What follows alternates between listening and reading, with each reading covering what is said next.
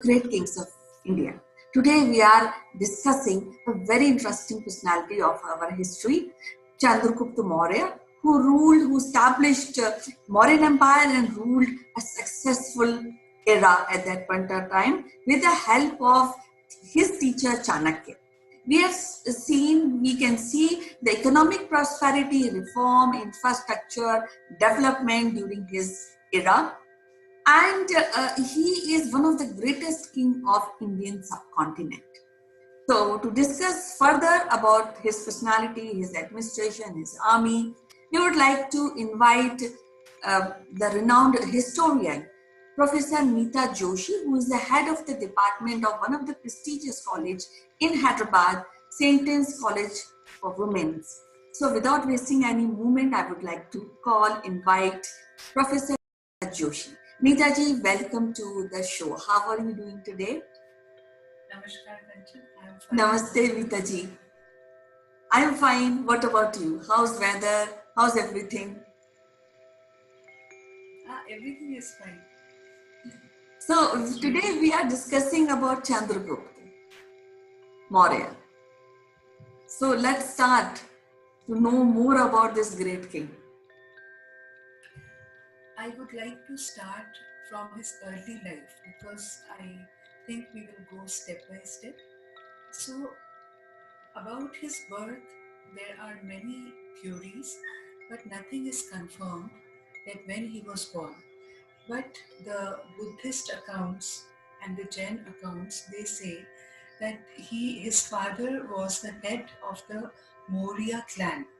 So now this word Maurya comes from Mora in Pali, that means peacock, and in Sanskrit Mayura.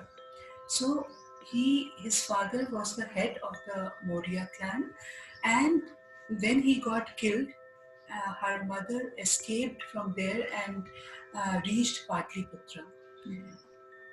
There are some accounts in which they say that he was Shudra by origin, because in one of the drama written by Vishaka Datta, Mudra Rakshasa, they refer to him as Vrisala.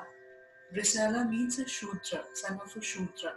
So again, there are many theories about it, but after his birth, he was raised by the people who were taking herds of cows for grazing.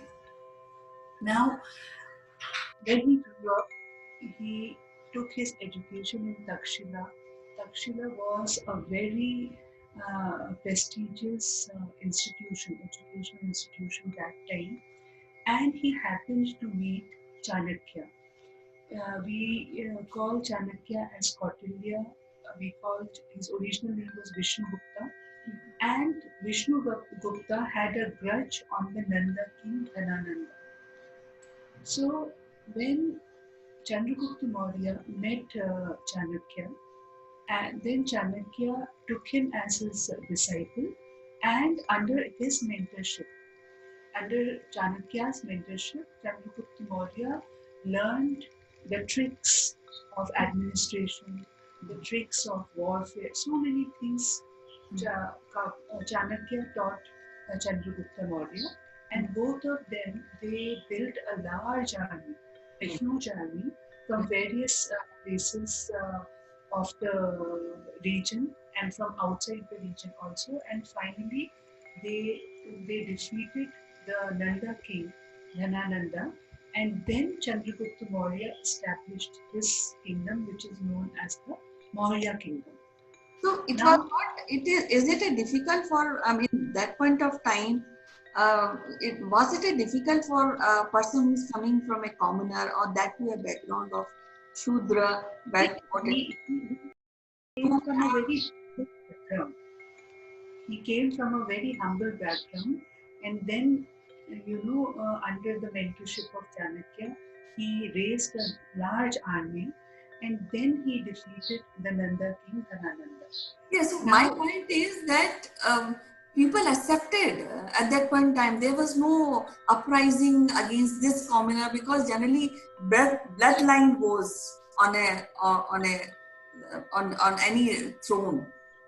So, what it was difficult for him to really become the head of the state at that point of time. Not, not really, because there are in some accounts and some Greek accounts, it is written that he may be the mother of Chandragupta Maurya. They say she was a concubine in the Nanda dynasty, Okay. and she was insulted by Dhanananda. Okay. That's why the mother also had the grudge upon Nanda dynasty. Okay. See, like mentioned, when one rises to power, then whoever you are, the main, the main thing here is power. Because he was powerful, he had a huge army. He had the backing of Chanakya. So after defeating the Nanda king Dhanananda, he established his own empire, the Maurya Empire. And the reign of time period of his empire is given from 321 to 297 BCE. Like his rule was for about 24 years. Now he took all the principles of statecraft and he developed the infrastructure. He brought many reforms in the kingdom and became a very, very popular king. And some of the stories of the Jain accounts in the Buddha text Mahavamsa, it is mentioned that there are some like miraculous stories. At one point of time, there is a story that when he was in the forest and he was going to wage a war, that time a wild elephant came from somewhere and the wild elephant bowed down to Chandragupta Maurya, and then that elephant, in that elephant only, Chandragupta Maurya went for his conquests. So many stories like this, like a wild tiger, a wild lion, he also came and licked him. So many stories are there about him. But the point is that he tried to expand the boundaries of his empire by many wars and conquests. By many wars and conquests. And if you see his empire, it was from the northwestern India. Okay, most of the northwestern India up to down south, except some parts of Kerala, Tamil Nadu, and Odisha, because he also wanted Kalinga to be their Maurya empire, but he could not do that. Neither him nor his son Bindusara, because Kalinga was a very powerful sovereign state that time, so he could not extend his boundaries up to Odisha and Kerala and Tamil Nadu. But it was a huge empire, very huge empire, which he administered with the help and guidance of Chanakya, because the principles of Arthashastra, which Chanakya wrote, he exercised them fully in his empire. And later, as I told you in the previous episodes, Ashoka also, Ashoka's administration was based on the principles of Arthashastra. Because Radhagupta, his minister, was the grandson of Chanakya, Vishnugupta's. So this way, Chanakya, he spread his knowledge, he imparted his knowledge, and they were able to build a huge empire. At one point of time, after Alexander's invasion in 324 BC, when actually Alexander came to India in 326 BC, and he retreated in 324 BC, and he left his Greek governors there in India. So the Greek and Roman accounts, they say that the Greek ambassador, Seleucus Nicator I, he was also like, instead of waging a war with him, he retreated and he gave his daughter in marriage alliance to Chandragupta Maurya. So that showed his power, his suzerainty. all the foreign accounts of that time, the Greek and Roman accounts, they mention Chandragupta indirectly. The name Chandragupta is not there, but his name is Sandro Protos or Androprotos in the ancient Greek and Latin accounts. Okay. Now, if you see his, as I told you, in his kingdom there was a lot of economic prosperity, Right. reforms, and he expanded the infrastructure in a very large way. And in the seventh, the Jain inscriptions which we get of 7th to 10th centuries, we do not get the mention of Chandragupta directly, except for a 2nd century text by Roman historian Justin. Justin writes his name, Chandragupta Maurya, but in other accounts he is referred to as Sandrokotos or Andriokotos.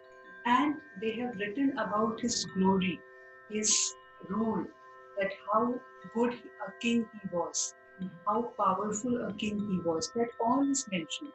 But you don't get his real name, Chandragupta, there. There they have mentioned him as Sandrokotos or Androkotos. And if you see the different accounts, various Sanskrit texts and the Puranas, Arthashastra, as I told you, the Shakadatta's Mudra Rakshas, which was a play. Then Somdev's Katha Sarit Sagar, in that also is mentioned is there. Then Shenin's Brihat Katha Manjari. So at various accounts you find his name, Chandragupta Maurya the Great. Like he is narrated as a very, very powerful, nice, and a valiant warrior, because he expanded the empires to a larger extent. Right. It was, as I told you, almost the entire India except Tamil Nadu, Kerala, and Odisha was under his rule. Okay. It's a huge empire, very huge empire. Yeah. Then if we see the Jain text, in that also at many places his name is mentioned, that he was a great king. He did a lot of reforms, and one thing which I wanted to mention is he was Hindu by origin, but in later years of his life, he took Jainism. Right.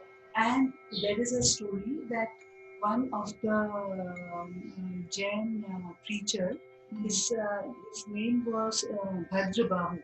Yeah. So he told him that there was a famine of 12 years in his reign. So this Jain preacher, Bhadra Babu, told him it is because of the wars, it is because of the killings, the nature is punishing you. So that's why he went under he took the patronage of this Jain teacher at Shravanbelgola, Karnataka, Yes. and he learned about Jainism. And in many records it is mentioned that he renounced his kingdom and became a Jain. Yes. And there is a hill in Karnataka which is known by his name. It is known as Chandragiri Hill. Okay. Because he lived there and he practiced Jainism there, and finally he became a Jain monk. So if you see this transformation from a very powerful king to a Jain monk, again it shows that somewhere in his heart he understood that all the atrocities, all the wars which he waged, so many people he killed. So that was that feeling inside his heart that made him to go to this Jain preacher Bhadrava at Shravanbelgola. So all these accounts about him are very, very, they are explained very, very elaborately.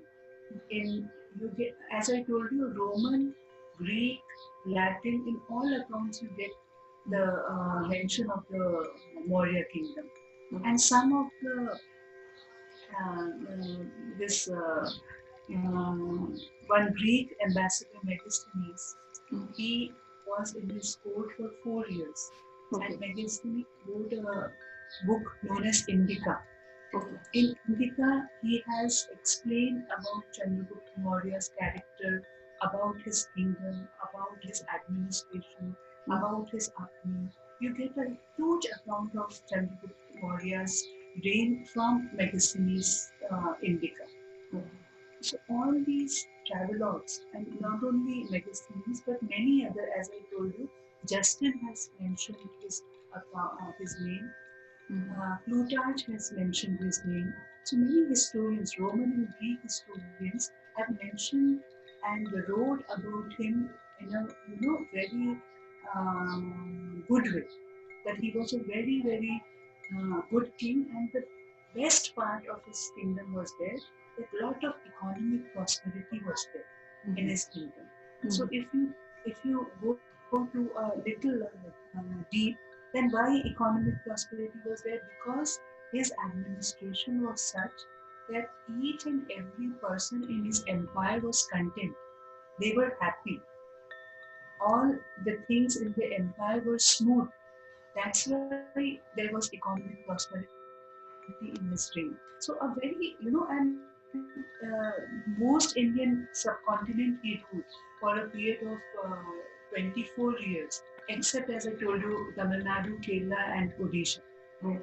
He ruled the entire Indian subcontinent. And to be unchallenged for such a long time period, 24 years is a long time. To be unchallenged again is a greatness. Maybe there were small outbreaks, civil wars, but nothing very major. And in one of the accounts it is mentioned that he met Alexander the Great. But if you see the time period, it differs. So again there is a dispute. There is a dispute whether he met Alexander or not. But Megasthenes, he writes in Indica that when Alexander came to India, that time Chandragupta Maurya was a young man, a very young, promising, bright man. Like that, in his account, he has mentioned about him. So, what I feel is, I think there's a lot of contribution of Chanakya also in his political establishment.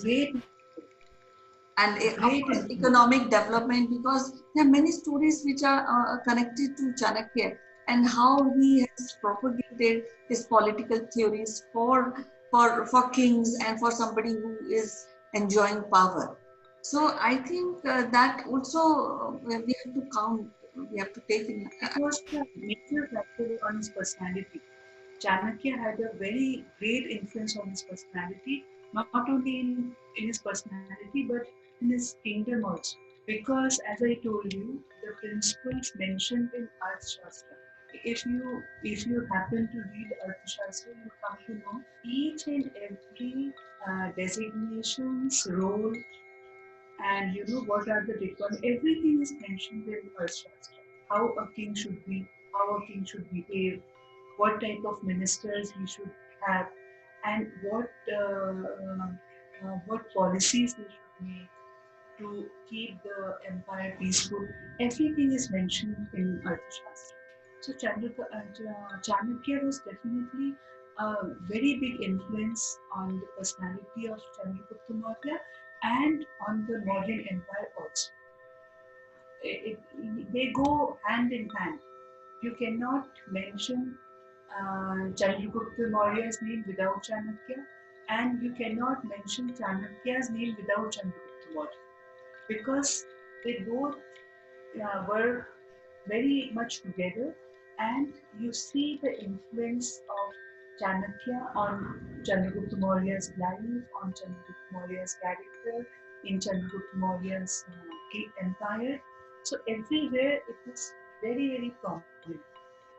The teachings of Chanakya, because he was the chief advisor.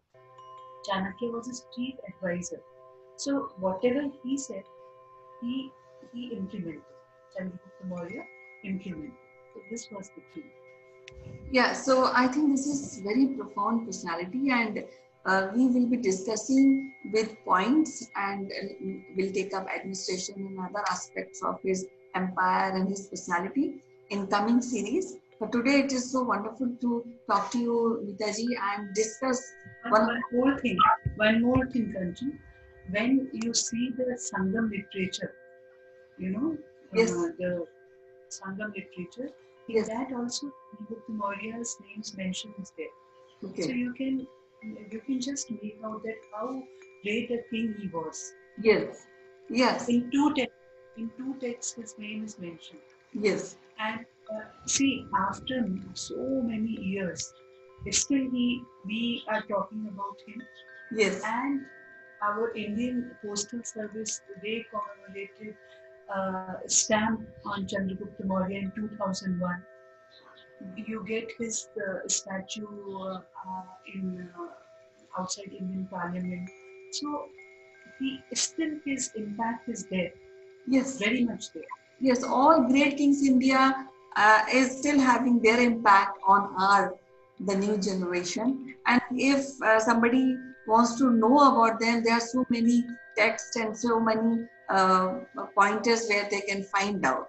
So it was so wonderful to talk to you, Mitaji, today, and we'll take up this topic further, discuss many aspects of great Chandragupta Maurya in coming series. Thank you very much, Mitaji. It was wonderful to talk to you today. Bye bye. See you tomorrow. Bye.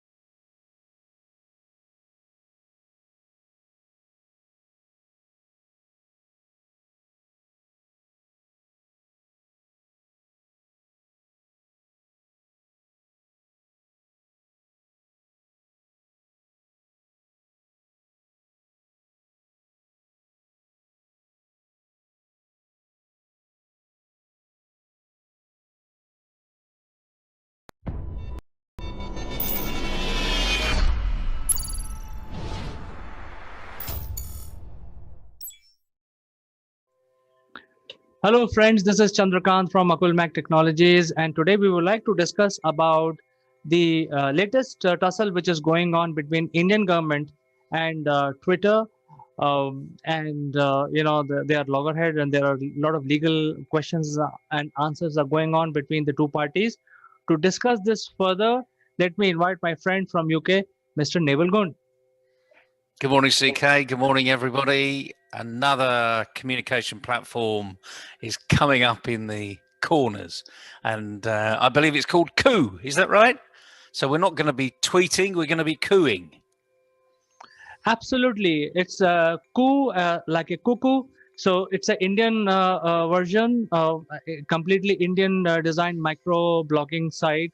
And the best part is, as far as Indians are concerned, the Twitter has been behaving very arrogantly. We will discuss that shortly. But I like to showcase the Coup platform to you. And by the way, Coup is now gaining 150% every hour. A lot of people are joining it, and they are moving out of Twitter. And if this continues, and if Twitter does not change the way they are loggerhead with the Indian government, very soon they will lose 50% of the global market. India is a very big market for Twitter. So let me show you my screen. Let me share my screen with you so that you can see and compare.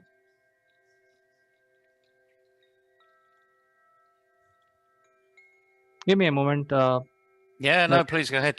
It's important to know that the competition is great. I mean, it keeps the competition on its toes. So when you get a newcomer into the arena, despite the fact, when we're thinking about it, Twitter is phenomenally large. And as you said, CK, Indians are big users of Twitter, and that will put a big dent in, Twitter's armory or Twitter's. So I'm really forward to what this coup platform is, because we can find out actually just whether it is a real competitor, whether it's doing things differently, whether it's doing things the same. Is it intuitive? So let's have a look. I can see where you've got started screen sharing. It's not quite there yet, but yeah, just starting. Can you see the screen? I can now. Yes. So it is very similar to a Twitter platform. It's an Indian micro blog website, and it's very similar. As you can see here, you can do different kinds of coups. Instead of saying tweets, we say coups, and it's moving on, and you can see, I can create my profile here, and I can start cooing, as we say. Cooing. It's like the pigeon. The logo looks like a little. It almost looks like a tweet. I mean, a little Tweety Pie. I think they might have a bit of copyright if they're not careful there, but I'm sure the design has been looked at. Yes, so it looks very similar, CK. You've got handles, you've got the feed that looks the same, you've got the likes, the re-coos. We're going to have to create a new language. Cooing. I feel like I'm in Trafalgar Square with all the pigeons. Coo, coo, coo, coo. So that's the fun side of life, ladies and gentlemen, because business should be fun. But let's look at the seriousness of this. Why is coup coming up on the rails? Why is Twitter falling out with the Indian government? Well, it is because of the certain handles identified by the law authorities here in India, which are actually fabricating the false news, and there are proofs. The police and the law authorities have given the proof that how these different blue ticked handles have been fabricating unrest in India. And these people who are running all these different are also getting funded from Canada and Pakistan, and all of these are funded by terrorist money. So there is a whole lot of background. There is a rule of law here in India, and everyone has to follow that, including Twitter, Facebook, WhatsApp, whatever. So all other companies like Facebook and WhatsApp and all other social platforms are following the norms of the Indian government. For example, in WhatsApp, you can't, if you are forwarding more than 4 to 5 times. In Facebook, same content 4 to 5 times, they will block you for 2 days. So everybody else is following the norms which are set up by the Indian government, just to prevent any unrest which is created by the false news. However, these 300 handles which have been identified recently related to one particular farmer movement, and about 500 and odd in Pakistan, Indian government has given them the dossiers and proof and everything else what is needed to shut these handles down. Surprisingly enough, while Twitter could shut down Trump for the same cause for life, they are refusing to shut down these 500 to 300 Twitter handles, which is pissing off the Indian government and Indian people, because we know for sure these are the people who are funded by terrorists. They are harmful to India and Indian sovereignty. So, India is a big market for Twitter, more than 350 million subscribers in India. And just for 300 handles, if they are loggerhead with the Indian government, I fail to understand. The only reason that comes to my mind as a citizen of India is either you have a mischievous design for which you're continue to promote these 300 handles which are propagating false news against India, trying to create unrest in this country, or you have been funded by something. So I think these are the two cases which comes to my mind as a layman. Over to you. What do you feel, Neville? Well, you raise a very important point, very interesting point. In whereas Twitter decided to shut down Donald Trump for inciting unrest, let's say, being polite, maybe. If evidence has been given to Twitter, which, by the way, they do ask for, because all of these social platforms are under a lot of pressure with regards to social grooming, making sure that there's no civil unrest, no global unrest with regards to inciting, people to do the wrong thing, to uprise. So all of these social platforms say that they want to make sure that all of this grooming, if you like, is completely nullified and taken out of society. When they're given clear examples of grooming, which this is one classic case, 300 sites, this is not as insignificant, they're turning a blind eye. So it's really difficult. I mean, we don't know the ins and outs, let's face it, do we? I mean, although we say the evidence has been provided, but the issue is, because freedom of speech is what we all want, but equally, we all want to be able to eradicate fake news so that we're dealing with facts. Otherwise, I mean, what are we in society? We're just throwing around mud.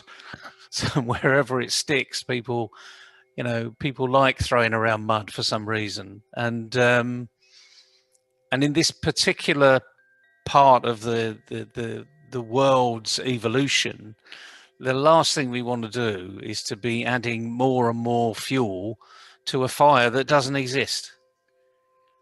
And I think that's the piece for me. And this is where I'm not surprised, actually, that a competitor is now seeing an opportunity to come in under the rails on the back end of a very open fight. I mean, when you look at it, this is going to be fought in the social media arena. It's not going to be fought in the courts. And ultimately, as we do know, the Indian government will use its power. It turned off TikTok overnight. It just basically cancelled the app in India. So I'm sure it will probably, I hope it doesn't come to this, but we're now in a bit of a fight here. And I think our social media platforms need to start to standing up and really standing up for what they really are. They're obviously in this to make money. They're entrepreneurs, but let's hope they're social entrepreneurs as well, in that if people really are inciting this violence type of arena, they're shut down immediately. I mean, you know as well as I do, it's so easy to create a Twitter account, a Facebook account, any social media account. It's really easy. All you've got to do these days is have an email address. And as Google openly says, you can create an email address, you can have 100 email addresses, and they're all free. So we're working in this free society where communication is free, it's cheap, it gives people a platform, and unfortunately there are a few people in the world that abuse the platform. And I'm sure Twitter doesn't want their platform abused. Neither does any of the other social media platforms want their platform abused. And Coup will be doing exactly the same thing. But whether it's going to be governed tightly by a new Freedom Act, maybe. I mean, I don't know. I've no idea what the Indian government are going to be doing with this. But we do like information. We thrive in information. I mean, that's why there's billions of users on Twitter and billions of users on Facebook. It's that communication level that we all dream for and desire. And the last thing we want is a government to be shutting it down. but there's very good reasons why it should shut it down. So, so if it's in the public interest, then these private companies need to start listening to the legislators, and because they should be working together, shouldn't they? I mean, this is the whole point about these platforms. They should be working for the benefit of the public interest, not for the disbenefit. Well, Neville, I fully agree with you, and this is how they should behave. It's a commercial organization, and why there is a problem with Twitter for past 2 years. Twitter has been in news for something or the other, whereas the much bigger platforms like Facebook, which is 3 to 4 times the size of Twitter in terms of subscriptions, they are following all norms. Not only Indian government, they don't seem to have problem with any other government. I mean, imagine a situation in your country, UK. They show one of the islands, or let's say, Scotland is not part of UK. Suppose they publish a map like that, what will be the reaction of the people there? And Twitter has been constantly doing that. They are publishing false maps of India. And these are the maps which have been floating around among the terrorist lobby for past 10 years. It's the design. So Twitter themselves mischievously carrying those maps and publishing it. So every time Indian government is, warning them and saying that, hey, you should not do this. This is against the sovereignty of India. And they are doing many things. So government has actually exhausted their 100 tries. And now it has come to a level where they are pinning them down legally. They have given them list with proof to shut down these 300 handles. And, in a large country like India, can't even, government has the power to shut down 300 guys, which are blue ticked on Twitter. I think they have, and Twitter should comply. It's just 300 people. And if you look at their subscription, 800 million people, half of them are Indians. So, Twitter has to make a call very quick, very soon, what they want.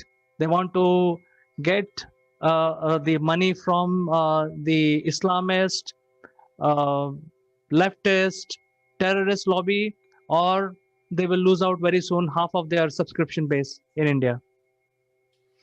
Well, it's certainly a political issue. It's a shame it's become a political issue. And remember what we're saying, it's not Twitter that are publishing these pictures. It's people on Twitter that are publishing the issues. So we need to be a bit careful about that one.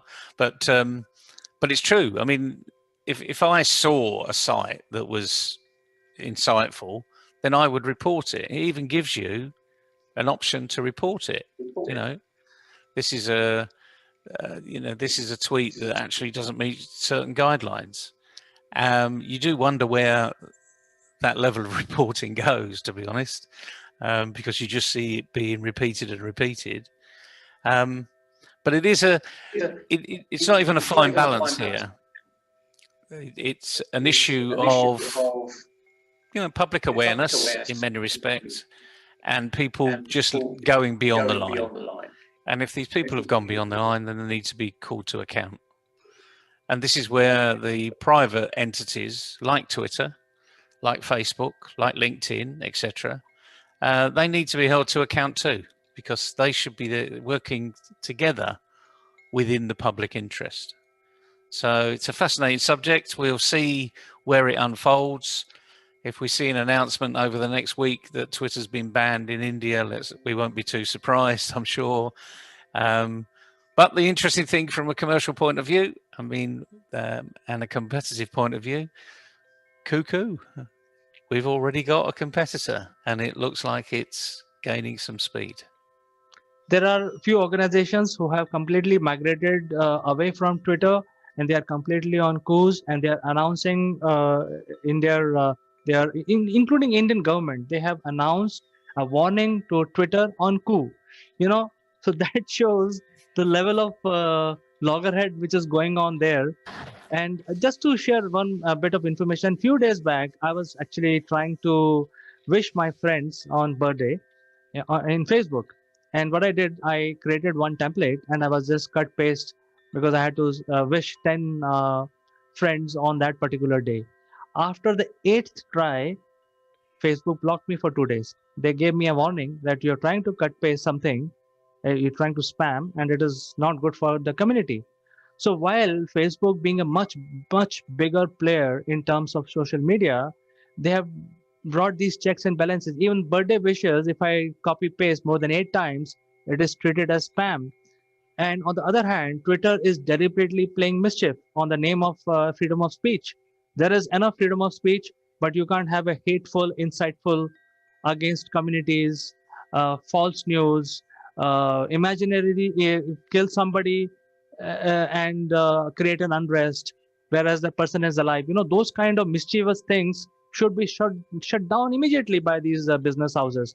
And surprisingly, they are not doing it. And in spite of government requesting them 3 times, giving all the proof, they are still adamant. So I think they will have to face the consequences. There are always consequences.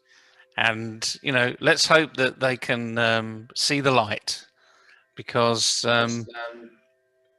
governments do have that potential. And the Indian government has shown that they're serious. TikTok was huge in India, and it's disappeared overnight. So watch out, everybody. Work within the law. I mean, it's as simple as that. If you step outside the law, there's consequences. And if someone says, you can't do that, then you better start listening if they're the right person saying you can't do that. So on a positive note, as I say, the good thing is there's a competitor. Indians are still going to be with their communication system, so we'll be cooing all the way. And maybe in one of our next episodes, I'll be standing in Trafalgar Square with a new theme tune for the Coo company. There you go. There's an idea for you. So when I get to Trafalgar Square, I'll be having believe you me, there are thousands of pigeons in Trafalgar Square, and they will all be cooing. So let's hope they're cooing for the right reason.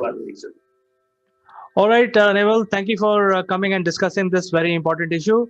We will catch up again tomorrow with something more interesting. Cheerio, CK. Bye, everybody. Bye-bye.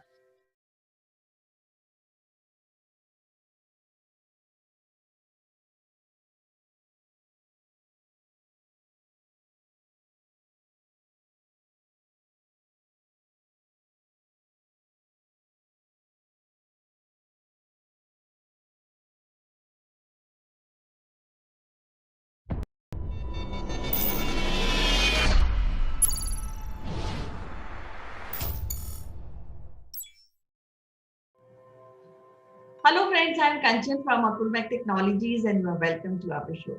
Today we have Sitesh Srivastav, who has a deep interest in corporate training. He's been associated with radio broadcasting, and I think in some aspect he is also a poet. And I've heard a couple of his nice poetry also. So welcome to the show, Sitesh. How are you doing today? Thank you, Kanchan. It's wonderful to talk to you all the time. Great. How have you been in the North Indian winter? Seems you enjoy a lot. Yes, very right. I'm enjoying this cool weather in northern India in Delhi, and after a long time. So we have a lot of activities and here, and which makes me very happy. And Yeah. there's I was listening to a Hindi term on All India Radio Vivid Bharati service, gulabi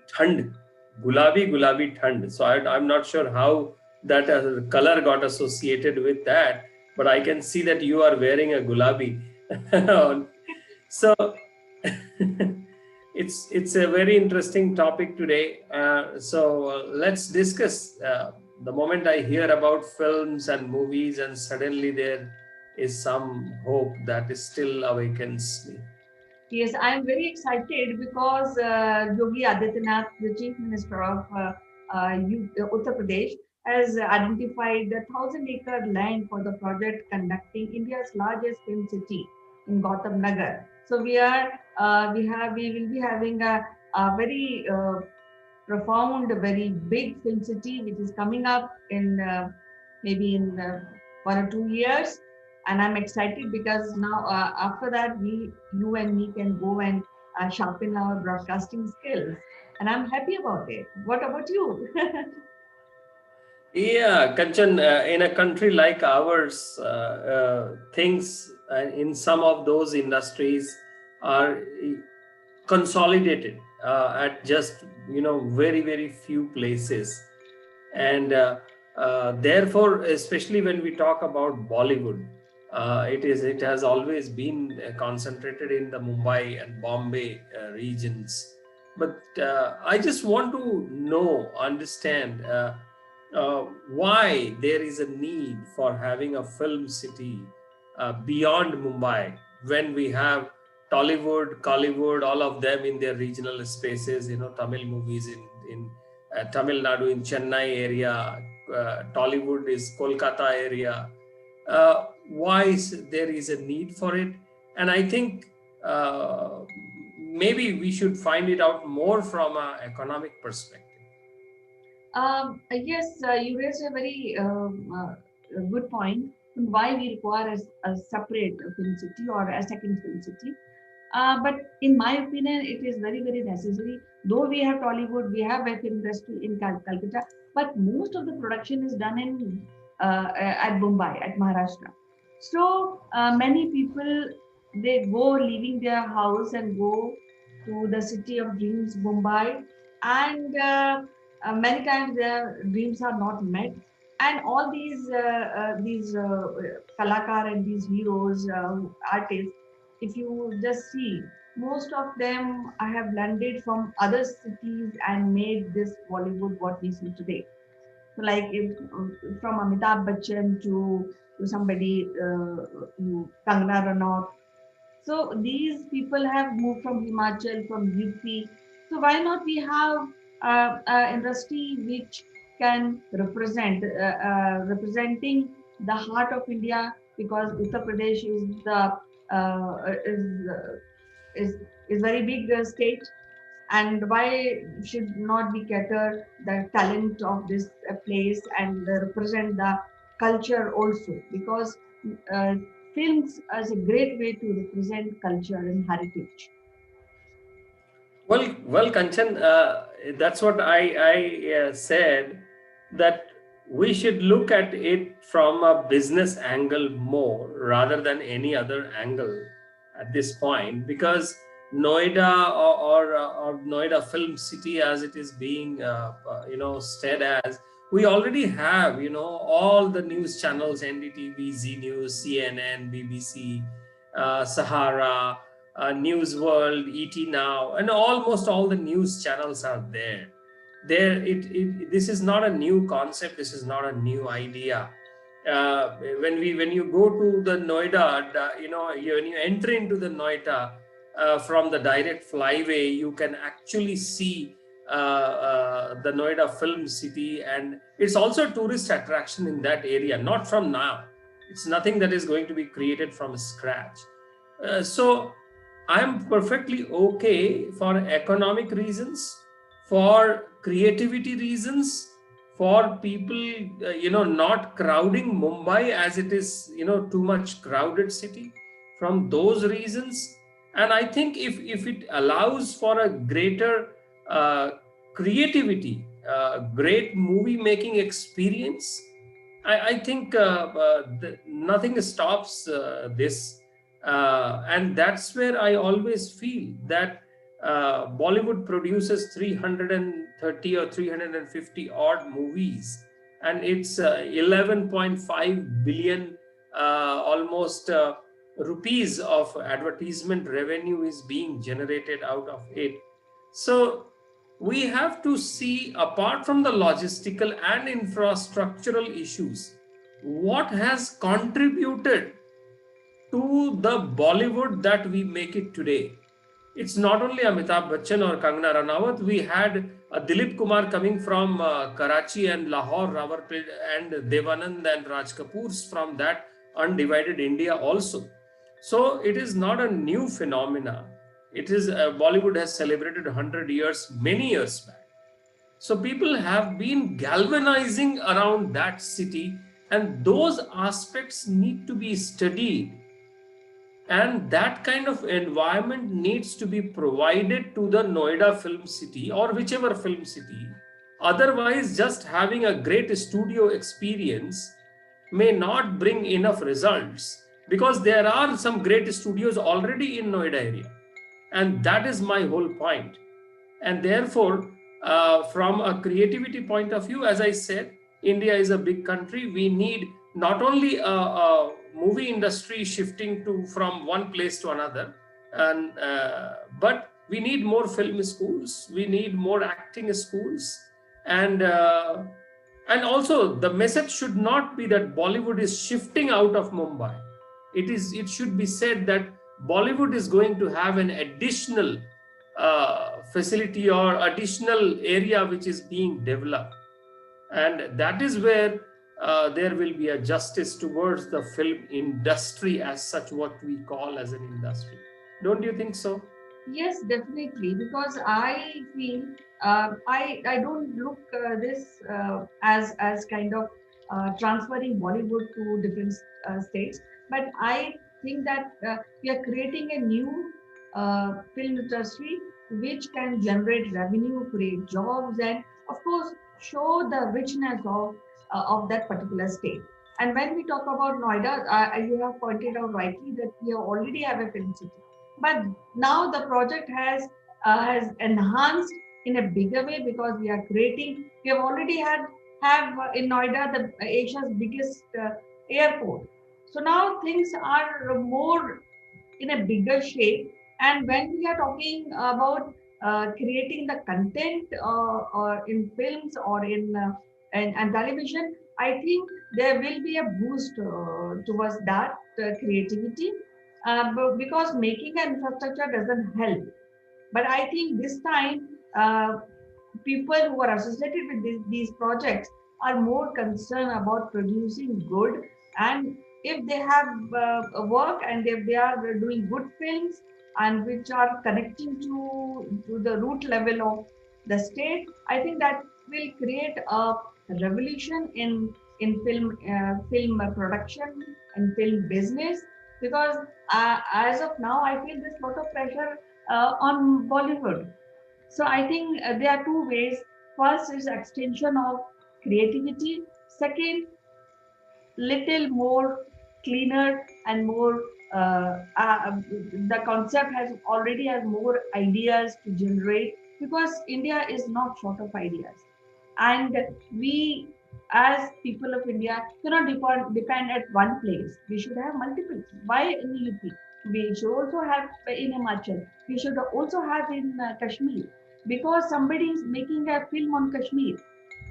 He needs to know the nitty gritty of that particular state, the culture, the little things which Bollywood producers may not be knowing. So that is my whole point.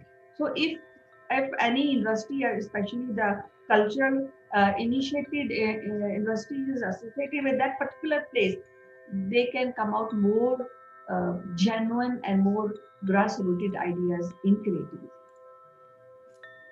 Yeah, I fully agree. I fully agree with your points, and the way India needs to move out of few just islands of these concentrations. But as I said, industry, when we say industry, and if we label Bollywood as an industry, the industry needs to reach out to various places, but industry also needs setup. Industry needs procurement. Industry needs raw material. Industry needs output. Industry needs manufactured goods and then distribution. So this all has been concentrated, especially for Bollywood or Hindi movies in Mumbai region, not just Mumbai city, but Mumbai region. And all that distribution network, creativity, crew members, event management companies, funding companies, international media houses, it is not just moving few producers or directors or actors. It is about moving the whole ecosystem. And that ecosystem needs a lot of autonomy to the creators. I think a movie industry cannot be run by administrators. It needs to be run by creative people, because movie is a medium of creativity, especially the films industry and now the OTT platform. If you see, the similar thing is happening in Hollywood, where Hollywood is trying to move from California or Los Angeles to NYC, New York area, or Atlanta. And there are the reasons are not just congestion. The reasons are not just one city or two city. The reasons are because America is too big just to be concentrated in Hollywood to depict the create actual picture reality of the American land.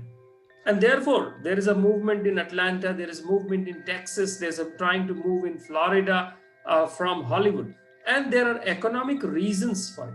So I am saying, when we do an economic reasons movement, we have to move the ecosystem. For example, IT industry from Bangalore and Hyderabad, it is not easy to replicate in some other city in this in India, until and unless we move the whole ecosystem and the mindset and the willingness of the administration and the people. Otherwise, we would not have been concentrated on only few cities. And that is my whole point. I welcome this move for having a film city in Noida. And I truly believe that it is not run by administrators, it is run by the creative people, and it should be run by the creative people. Yes, I fully agree with that. And I believe in the promise of the Chief Minister of Uttar Pradesh when he said that he's creating new, he's not taking anything from Bollywood. And when he says that he's creating new, that means all the points which you have mentioned, I think that will be covered. And I think more space for the talent, more space for the creativity. So with these belief, I would like to end today's shows. It was wonderful talking to you, Sitesh, and we'll meet in next episode with some more interesting topics. Thank you, Kanchan. The moment you have an opportunity in the Noida Film City for a role, please take me along. Yeah, sure. I'm just looking forward to that. Okay, okay, bye. Bye.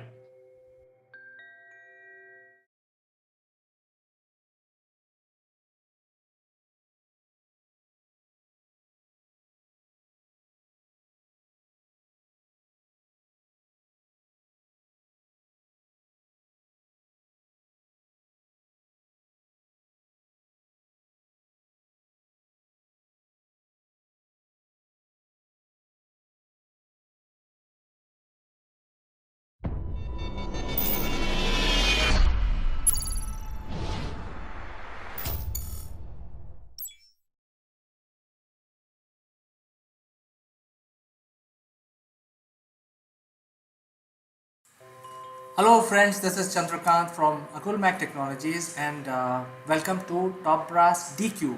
And the DQ stands for Digital Quotient. And in this series, our objective is to increase the DQ for every citizen of the world. The objective really is very clearly defined. It's basically increasing the ability to understand the digital world in a much better way, and this is the first chapter of that series. There are 24 more to go. This chapter is focused on digital identity. So let's discuss about the digital identity and how it affects. So as you see, the identity of a human being is really the uh, his face and his name and his signatures. So that is how the identity of a person is captured. But when it comes to digital arena, then how do you make sure that the same identity of a person which is in physical world is captured into the digital world? So this is really the definition of digital identity, which is exact replication of the person's physical identity or organization's physical identity, application's physical identity, or a device like a mobile phone or a tab, etc. So I think it's important to understand what is digital identity and how it is correlated to my physical identity. So, as we are moving forward into the 21st century, I think there will be a time when the digital identity will exactly match your physical identity. That means whatever you do you on the digital media will be tracked directly to your name and to yourself, and the time is very near. So I think it's important for everyone to understand how to create your digital identity and how to match it with physical identity. So in this session we will discuss what is your digital identity. So as you know that when we say that when we log in into internet, that becomes my digital identity. So what you would use to log in is basically a username and a password. So using that you will log in into variety of applications like email or a Facebook or Amazon, and this is a trend everywhere, whether you are in Malaysia, US, Europe, or in India. You have to have your username and password defined to get started and to start using the internet. And many people will think, hey, that becomes my digital identity. That means my username is my digital identity. And that is not the case at all.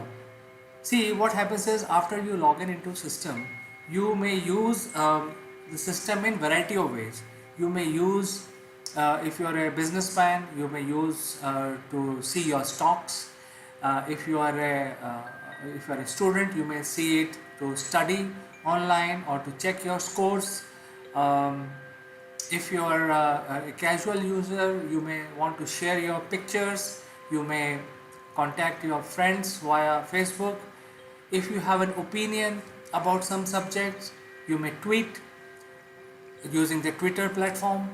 If you want to explore business opportunities on the web, you may log in into LinkedIn and try to see who can be your business partner, check the opportunities, job opportunities or business opportunities. So, so these are the things that you normally would do. And lately, a lot of e-commerce has also come up in a big way, where you go to online portals and buy things of certain types. So some people may buy gadgets more, some people may buy dress material more than other things. Some material will like, some people will like to check out what is available today, which is or the prices are moving up and down of different commodities. Many people like to just survey the market, so do window shopping using Amazon, see what is latest coming into the market. So you see the impact of digital world is so profound today that you not only log in to check your emails, you log in to read news, you log in to buy your things, you log in to get your groceries, you log in to see what are the opportunities for you, you share your pictures and different events about your personal life in Facebook, and if you have an opinion, you also express your opinion using Twitter. Apart from that, there are other areas like hospitals. Nobody is keeping any record in a physical format. All the history of a patient goes into some sort of a system.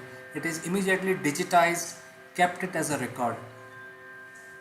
So you see, if you summarize all this, your identity today is made of various aspects. It's not only dependent on the username that you have chosen. It is actually your behavior on the internet. It is tracked and segmentized you in a particular bucket. So what happens is, if somebody is looking for a certain segment of people, you will come into that list. Say some business is looking for trying to sell insurance, and they want to basically reach out to people who are in the age group of 25 to 35, and they had certain behavior. And if you happen to show that behavior on the internet, automatically you become their target audience. So the behavior plays a major role. How you basically use the system plays a major role in determining your identity today. Going forward, it will be even more smarter to track you down.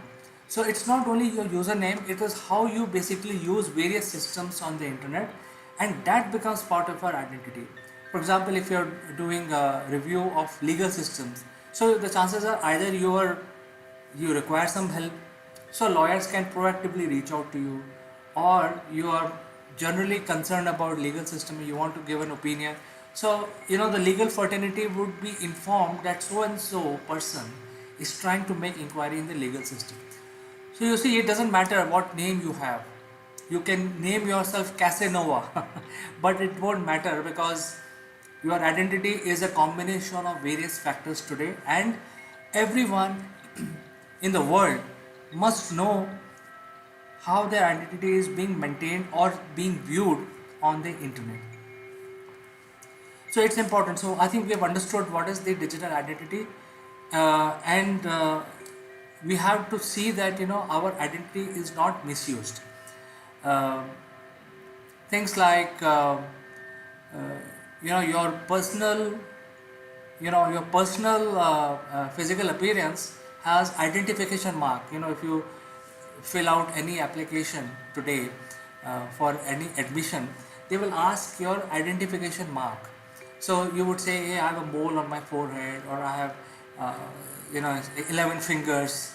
So everyone has some identity. I have a scar on my left hand, right cheek, etc. Everyone would be having an identity, and so your face becomes your biggest identity. So there was a time when the finger scanning used to be considered as a foolproof identification, and about 10-15 years back there was a huge ho-halla about biometrics and all that. Now even the biometrics can be fooled. People have realized that it's the finger scanning data which is kept in certain database, and that can be hacked, then your identity can be lost. So industry has moved along. They are not dependent on the finger scanning as a password. So the emergence of finger scanning basically happened because it was easy to have a finger scan as your password, because your finger scan is very unique. In fact, there is no other person in the world which will have your kind of a finger. So logically it was felt that finger scanning is the best method, and that way you don't have to remember your password, and you carry your finger always with you. So all you have to do, give your username, scan your finger, and that's it. You are in the system, you are in the internet. But then it also had a lot of pitfalls, and because of that, now the emerging trend is the face recognition, because your face is your exact replication of your physical personification. So capture the face into the system in such a way that it exactly matches your digital identity. So world is moving towards that, and now this technology is so advanced that even if you wear a mask on your face, you can still be identified. So for example, if you walk into a bank, there is a CCTV camera capturing your image, and that image will, even though you have put a mask on your face, can identify you as XYZ. So this technology has evolved to so much, very rapidly evolved into this arena, and that is why it has become very, very powerful, and it's much closer now to replicate your personal identification with your digital identification. So I think even though you have multiple passwords in the system, say for example Facebook you have one password and LinkedIn you have another, and you may think that, hey, I'm trying to protect myself by having different passwords and different usernames, but that won't help you, because your identification is captured by the face. And this technology is now available across multiple platforms. In fact, the mobile players have come up in a big way. all the mobile handsets devices have the face recognition, so you don't have to press a finger, you just look at the mobile and it opens up. So this is where the world is moving. So that is why it is very important to know your to capture your personal identification into digital world. And how do you do that? And also protect it, because once you have come closer, uh, you have to make sure that your digital identity is not misused. So because there are various threats which are available today, and which can some there are some people who are out there to steal your identity. So that, for example, I would say that if you some people give their date of birth, and they manage their passwords using their date of birth. So it's very simple for any hacker, a smart hacker who can, if your date of birth is known to him, he can crack your password. So the things like that, even though when you're capturing yourself into digital world, you have to ensure that how you're using the system, that is going to reveal you in the digital world. And if you're also giving information like your date of birth, etc., that can be misused against you. So how do you prevent all that is the question. So we will tackle some of these things. See, the whole thing is that if somebody is trying to steal data of say 1 million people, the easiest way to do it is use unprotected Wi-Fi systems. Say Wi-Fi in a lounge or a coffee shop or an airport or in railway station, which are not very well protected Wi-Fi. Why the hackers who are trying to steal your identity will use this method? Number one, it is easy to hack in because it's not protected. Number two, they can easily hide themselves. See, it is like this: somebody is trying to steal your identity and steal your data. They will like to conceal themselves because they are obviously committing a crime. So they don't want themselves to be exposed while they can see all your data. So I think this is the easiest method by which they can reach out to you. So make sure that even though somebody says that hey, use a free Wi-Fi in the lounge, don't get tempted and get connected to a free Wi-Fi system in a lounge. Similarly, when you see unprotected web page, don't click on that, don't go to that page itself, because what happens is, for the same reason that people who are trying to use unprotected web pages, they will very easily conceal their own identity. And when you are browsing something which is not protected, in the backend they will have some sort of a software running which will capture all your data, your pictures, your documents on your PC without even you knowing about it. So make sure that don't look at the web pages which do not show the lock sign on the left hand side top in your browser. So these are very important keys. I think everyone should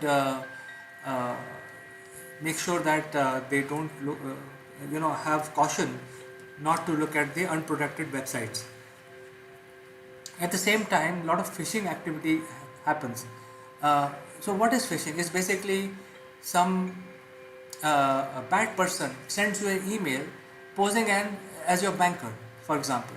So you get an email from your banker saying, hey, why don't you click on this web page to revalidate your credit card or revalidate this XYZ things that the bank wants. So make sure before you start clicking at that email, because the email will capture the logo of your bank very nicely, but when you look at the website carefully, there will be one or two spellings here and there, some spelling mistakes. So before you start clicking on these phishing emails or any email from a bank, make sure that you read the web link carefully, very carefully. The chances are most of the bankers don't send you any email. They will not send you any link to click. Rather, they will ask you to visit their website and then use their banking system. They will not send you an email. So the things are small things like this. If you take care, the chances are that you will be safer, and your identity will be safe as well. The best method to protect your identity is to use a strong password. So what is a strong password? Strong password is not your date of birth and if your name is Alan 223355, not like that. So it's very easy to crack.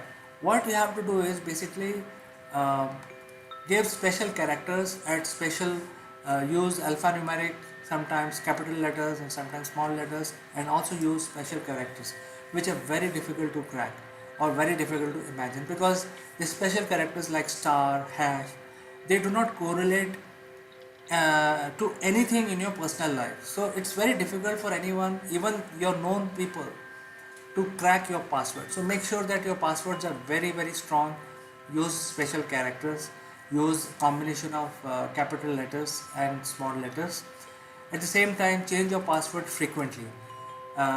Even though you are using a very strong password methodology, but still it is advisable to change your passwords frequently.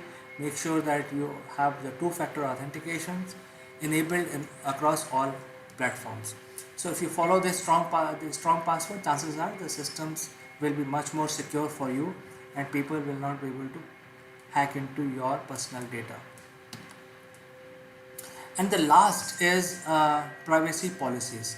So when you want to share some picture with your friends, but you don't want to share that picture with public, all that is determined by the privacy policies of your social media accounts. So the privacy policies of the social media accounts are regularly updated by the social media players. So you have to make sure that these policies are reviewed by you regularly. If there is a change, usually the social media players will tell you about it, that this change is happening, and make sure that you read all these policies carefully and enable those features which are meaningful for you or which you want. Make sure that certain pictures of your family gathering you don't want to share with a lot of people. So make sure that you define your privacy policies, your privacy levels in your social media accounts, to make sure that your identity is not thrown open for anyone uh, to know about. So these are certain things that um, if you follow and do these things, you will be much more literate in terms of understanding your digital identity, and there is no point in assuming anything that, hey, if I have my password secure, I have a strong password. Your behavior itself will reveal a lot of things about you. So make sure that you have the right behavior when you're using the digital systems. Also make sure that you change your password, and very important, make sure that you use a face recognition technology wherever is possible, so that you use the best of the breed which is available to protect yourself. So with this, I will end the session today. Dear friends, write to me, give your comments about this. Anything else you want me to include in the next session, we can do that.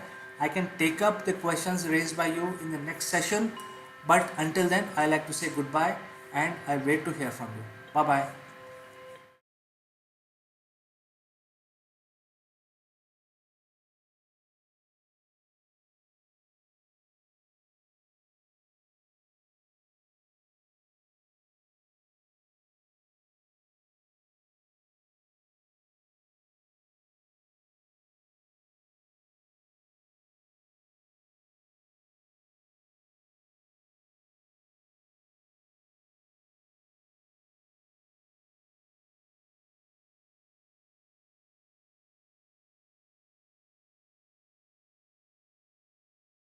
This video is sponsored by Single Point Solution. Single Point is pioneer in production and distribution of electric vehicles like electric bikes, electric scooters, and three-wheelers. Single Point also provide consulting services to small F players.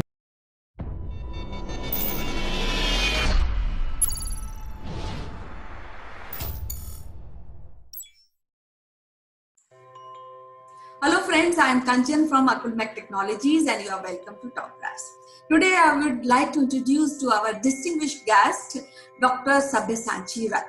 He is a multifaceted personality. He has a deep interest in experience and exposure to management education and research. He had been doing business consulting and content writing. Apart of this, he has been associated with large corporates like ONGC, Indian Airlines, Aditya Birla, Fiat India. He is currently mentor to many startup organizations. And he is also editor of Marketing Guru, a digital magazine. So, without wasting any more minutes, I would like to welcome Dr. Sabyasachi Rath. Welcome to the show, Dr. Rath. How are you doing today? Thank you so much, Kanchan. I'm fine. How about you? Yeah, I'm fine. Weather is fine, but you see, COVID is here. So many things is like upside down. All plans are kind of, we have to change so many plans. You know? True, very true, very true. And we have to make the best out of the crisis. That's what. Yes, we have to think about this. And when you say that we have to make out best of the crisis, out of crisis, so I was thinking that when we are talking about marketing policies, and we look towards a segment of education. So, what are those marketing strategies we should follow when it comes to education? As you know that all these education will not be physical now, at least for some time. It will be all digitization. Every child, every college child, every school child will be studying from home through computer. So now what are the marketing strategies should any education house should follow? Okay, let me just begin with a statement. Like as we started the discussion with marketing, uh, please understand business in a very general sense is marketing and marketing only. So it was said long back by the father of management called Peter Drucker. And what we are experiencing today is the same thing. Without marketing, your business cannot move forward. So the educational institutions today are in a crossroad because particularly the management institutions who are imparting professional management program, they must understand that the industry is changed from industry 3.0 to industry 4.0. And what is industry 4.0 is all about networking, digitization and internet of things. So in this age, you will find the kind of business, the kind of economy, the lifestyle, the culture, everything is undergoing a tremendous amount of change and transformation. So this educational institution must be compatible to these changes, because what they're imparting education to the business management students or the so-called the other students. I'm not talking of only management students, talking about engineering graduates, pharmaceutical graduates, etc. That what kind of job will be in future, particularly post-COVID, and how they have to prepare their students so that they can face the challenges for career 4.0, because anyway they are going to enter the industry 4.0. So you need a very digitized strategy, and what do you call the disruptive innovation should be brought into the strategy. I will use the word disruptive innovation to be brought into the marketing strategy. Yeah, but then there are some institutions and some business owners, especially in education, they are still waiting for the right time to come. That means that they are waiting for COVID era to finish. And that's why they are still thinking that there's no need for them to really go online and do online conversion of their education and find out students for their subject. So what message you will give to those people, those organizations? My message, rather my suggestion and request to the promoters, to the educational institutions owners, directors and the leadership team to not to wait further. It's an action time. There is no more time left to wait and watch. Because let's understand, whenever there is a change, there are three options for anybody. One is called deny. You deny the changes. You say, okay, something will be is happening now. Probably after some time it will again be normal, and that time I will bounce back. The second option is define. What is define is you say no, change is going to come and is going to disrupt my existing business, my existing methods. So I must change my strategy. And the third option is flee. If you feel that your business is not going the long way, or you feel the business is going to get down, or business is not going to give you the desired result or outcome, change your business. Look for greener pastures. Look for new alternatives. Now, my suggestion will be not to stick with denying, rather going for define or flee. Yeah, so when we are talking about this online education, so what are the trends which are prevalent today? And Okay. we can look towards those trends and follow the footsteps to get success. That I'll tell you few trends. I will just very briefly tell few trends which are very crucial and very obvious. Okay. Number one, please understand when these students who are pursuing their education in these education institutions, they will be like the products under process. Okay. And the institutions have to process the product well to sell them to the corporates who are the ultimate customers in terms of buying them. So you must need the right kind of processing of these students because they are like raw materials.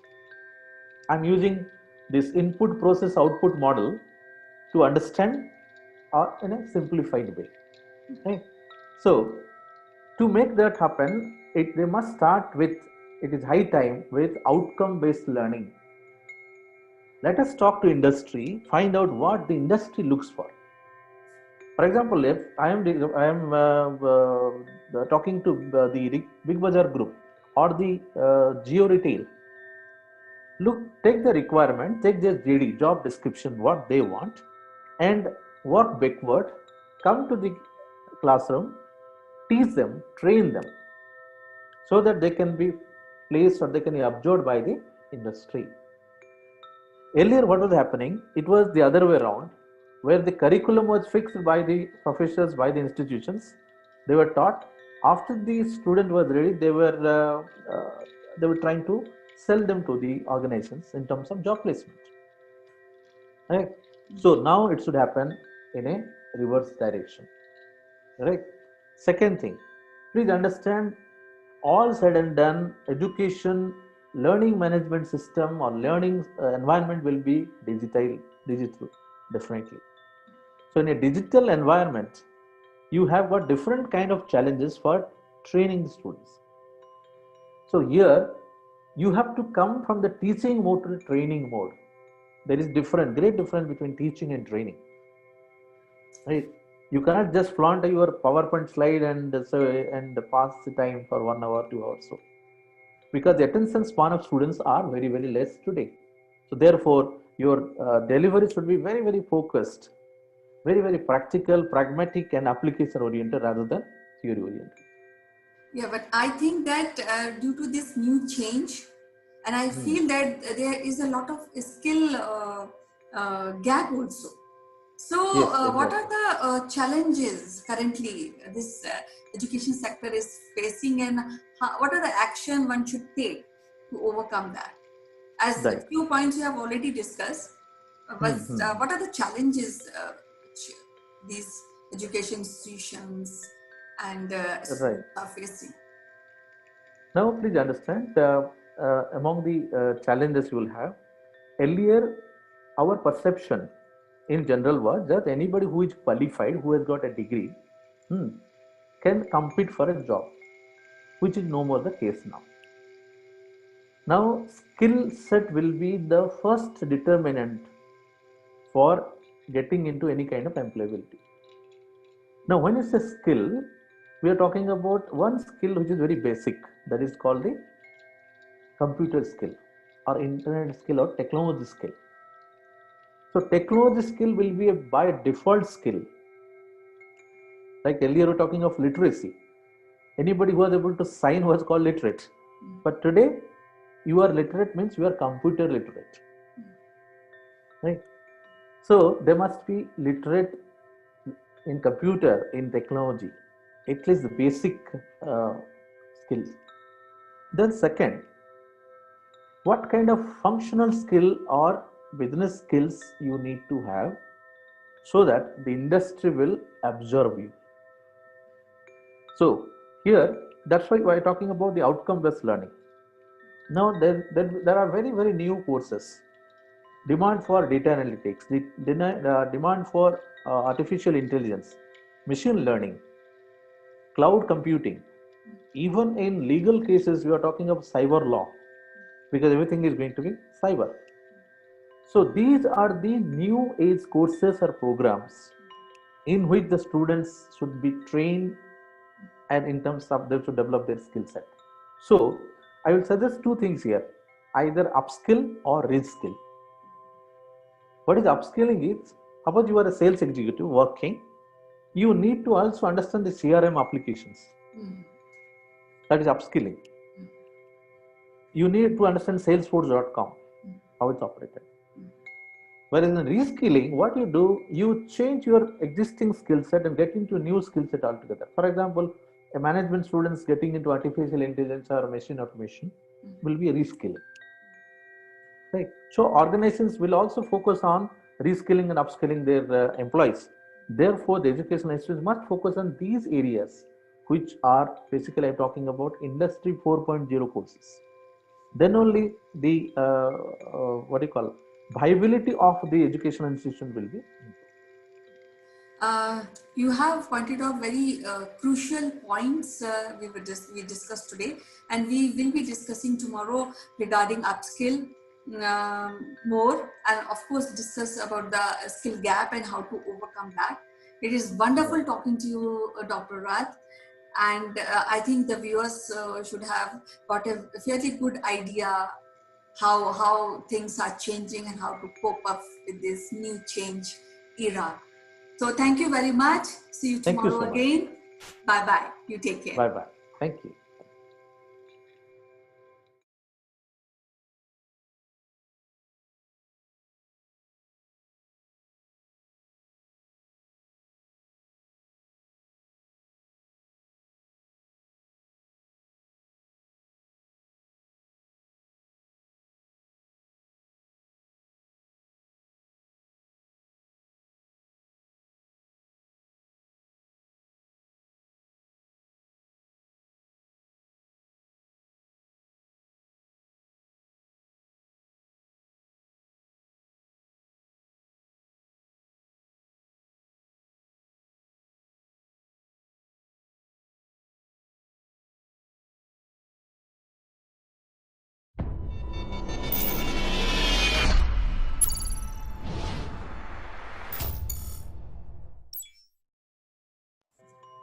Hello friends, I'm Kanchan from Akulmach Technologies and you are welcome to Top Brass.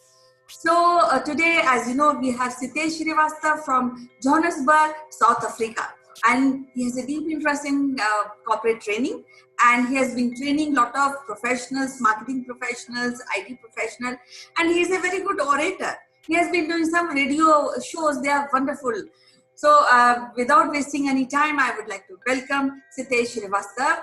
Welcome to the show, Sitesh. How are you doing today? Kanchan, namaste. Welcome. Good to talk to you every day. Look forward for it. Let's start. Yes, as you know, we had been discussing about communication, and due to this pandemic, there's a lot of communication barrier which has come across because there's social distancing, and we are stick to technology like phones, and we have to talk through phones only. And I have also heard many incidents like depression and concerning all diseases.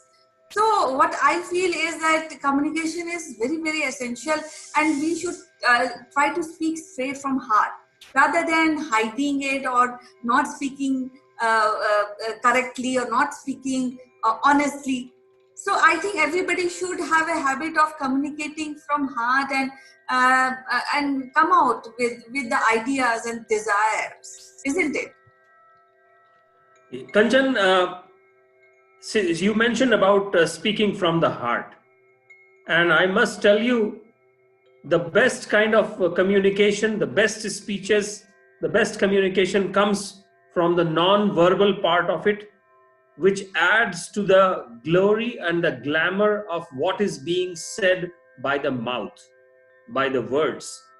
So, as we were discussing yesterday, non-verbal communication across the communities, across cultures, across countries, it is a wonderful part of the communication which generally is missed by when we trying to connect with some people who are outside our cultural boundaries. Within our own cultural boundaries in India, as we know, there are every 500 kilometers the culture changes in India, and therefore the communication becomes not just the words, not just the grammar, not just the spoken sentences, but it also becomes the non-verbal part of it. And to tell you the fact, there are so many connotations, so many contextual, so many non-verbal eye contact, facial expressions, standing close to each other, and making the different kind of use of face muscles. So non-verbal communication holds a very, very important weight on what is being said.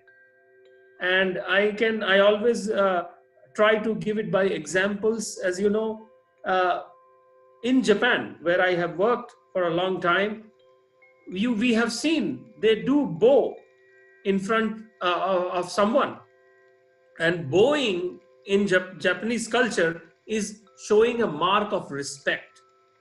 In India, we do this, which is namaste, which is we don't even say, but this means a communication has been done.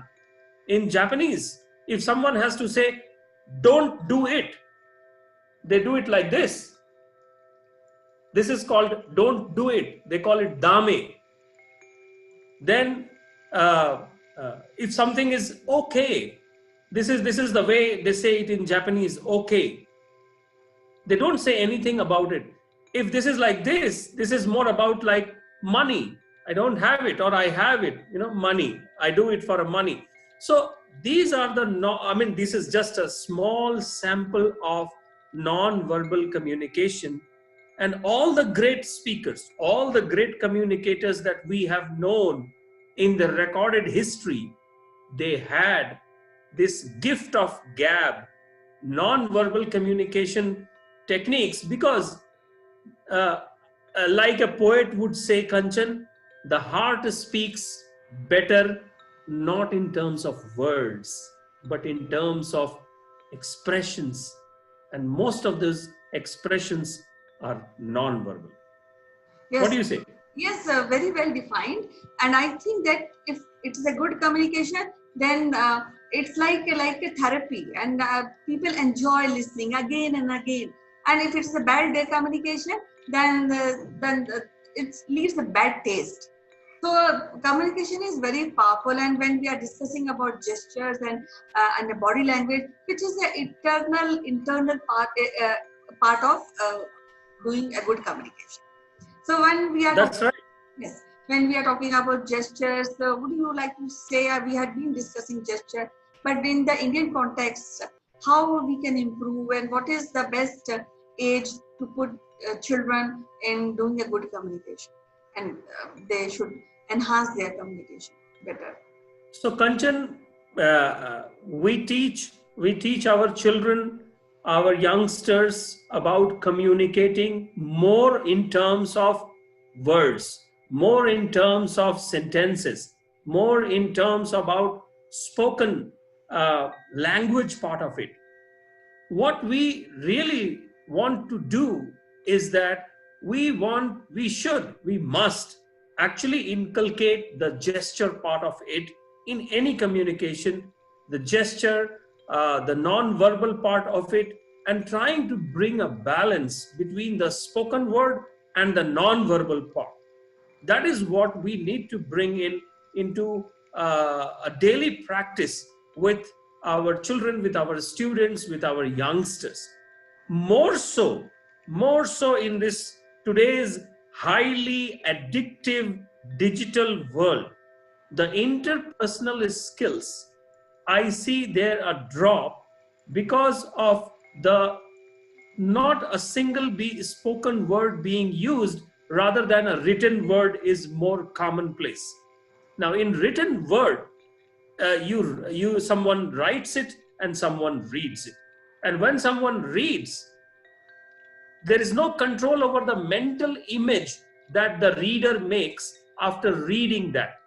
So that means the spoken word has taken a back seat in today's too much of digital world, and therefore the youngsters, the what do we call them, millennials or Gen X, Gen Z, it is important for them to learn the language as it is spoken, and a clear distinction has to be made between the written word and the spoken word. And these two are two different realms, and both of them need to be supported with the non-verbal part equally. And that is something which comes with a time, and gesture as part of a curriculum would be definitely an interesting subject and interesting curriculum that needs to be brought into the schools. Probably in the schools, in the colleges, in the universities, I see students getting into this through the performing arts, the theater, sometimes in elocution, which was a debate some time back. But I think that can become a formal subject. Why not? Okay, so it was a quite interesting suggestion you have put forward. Does culture also play an important role in developing a communication skill? Yes, Kanchan. I can tell you with my experience from the Indian part, definitely we have so much to basically learn from. As I told you that every 500 kilometers in India, the culture changes. In Japan, shaking a hand is not a commonplace, and therefore a bow, which takes an important part of the Japanese culture. And to tell the viewers and the listeners, it depends on how much do you bow, whether it is a 90-degree or even lesser or even more. Depending on the bow in front of the person shows the respect. If two people are bowing both on the 90 degrees, it shows some kind of a very, very close trust. And I have been told, Kanchan, when somebody bows in front of another person in a Japanese culture, that says that I trust you with so much of integrity that even if you take down my neck, it will be okay for me. I trust you so much. Similarly, in South Africa, where I work, in South Africa, there are non-verbal communication, and one interesting part that I have noticed, they stand very close. And sometimes from the Westerner side, people who come from the West, I come from East, but sometimes that standing too close can become uncomfortable, but that is the part of the non-verbal communication that we pick up as we work nationally in India as well as internationally. And I'm telling you, there are orientation classes by the HRs of the companies, but there needs to be an orientation classes for the students, for the children, for the college going students everywhere, and not just in India. So even some South African people, when they come to work in India, they need to understand the non-verbal communication part in India. Now in India, this means something interesting. I like it. But for a South African guy, this would be different. For a Japanese guy, they definitely don't understand the shake hand part, which is so common to the Indians as well as the other Western countries, even in South Africa for that matter. So non-verbal communication, Kanchan, is actually an unexplored area, I must tell you. And more, as you said, I work with the radio also and talk to the guests on radio. I realize that in speaking, there are some non-verbal clues that we give in speaking by taking a long pause, a small pause, changing our tones, making it much bigger, making it far. So there are so many things which uh, may be put into some kind of a curriculum. And if that happens, I would be a happy man, Kanchan. Yes, it's wonderful talking to you, and it was so good to take the inputs, which is very, very crucial. We'll extend this topic further tomorrow. Till then, take care. Bye-bye. Namaste as another non-verbal communication, and I want to end the note with this part. Non-verbal communication is the authenticity of the personality who can showcase it. Thank you. Thank you. Bye.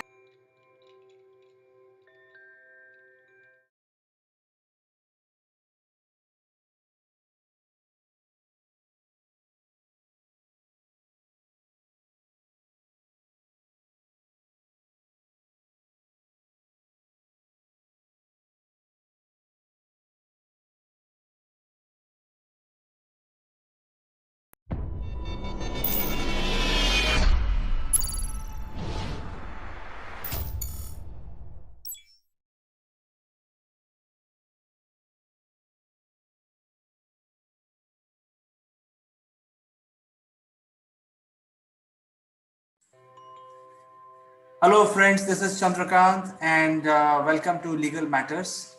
And as you know that we discuss legal matters in this series where we have an expert, Mr. Jeet Bhatt, who joins us from Ahmedabad. So Jeet, let me welcome you first before we start our discussion. So welcome to the show, Jeet. Thank you very much, Chandrakant. Good morning and a very warm welcome to you as well. Thank you to you as well for inviting me to this show. Yes, Jeet. So I think the discussion topic today is, about what is happening with Republic TV. And we all know that 1,000 people from Republic TV have been under an FIR, and this may have a long-term effect. So would you be kind enough to tell us from the legal standpoint what it means and why this is happening? Yes, certainly, Chandrakant. It is in the news these days, and we are seeing on TV channels as well. This is the topic of discussion these days. But this raises some very important questions regarding the right press and also the restrictions on the press and how important the role of media is today in our democratic setup. Media is considered to be the fourth pillar of democracy, as apart from judiciary, executive, and the legislature. And it has become such an important source of transferring information and giving up-to-date knowledge to the viewers and the citizens. Media certainly has the role of media is increased in last several years, and today we have 24 hours news channel providing news to the citizens around the clock.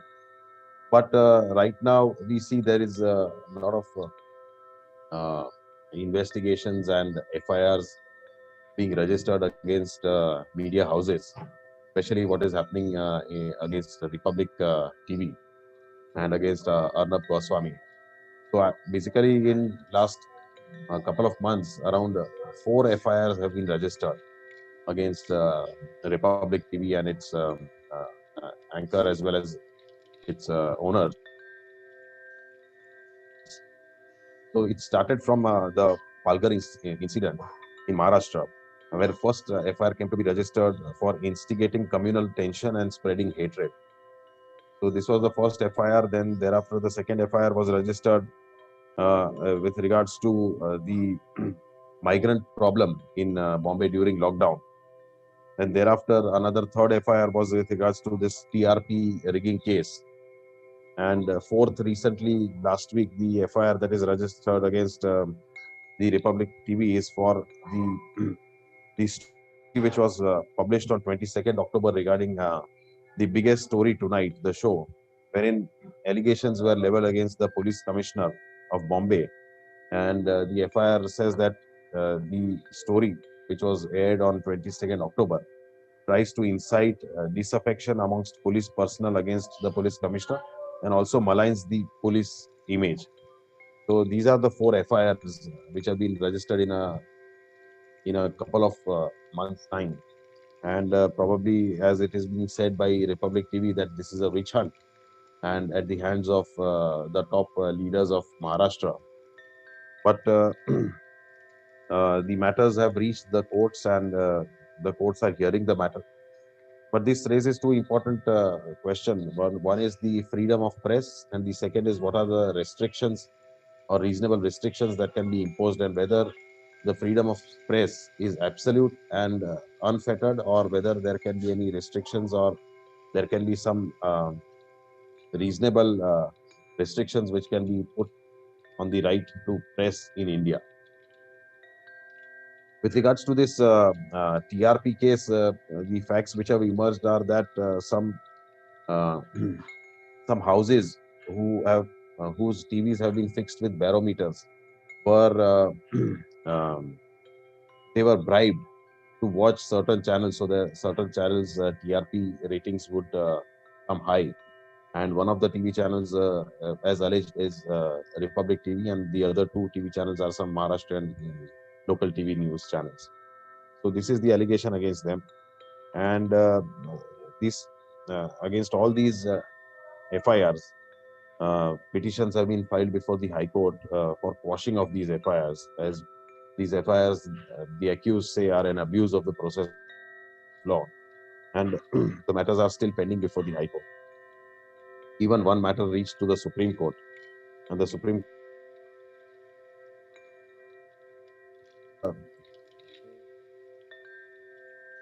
four FIRs in a short period of time is slightly unusual, and also FIR based on some show saying that this incites disaffection amongst police personnel is also unusual, and probably this is the first time I am hearing that such FIR is filed against a TV channel based on such reporting.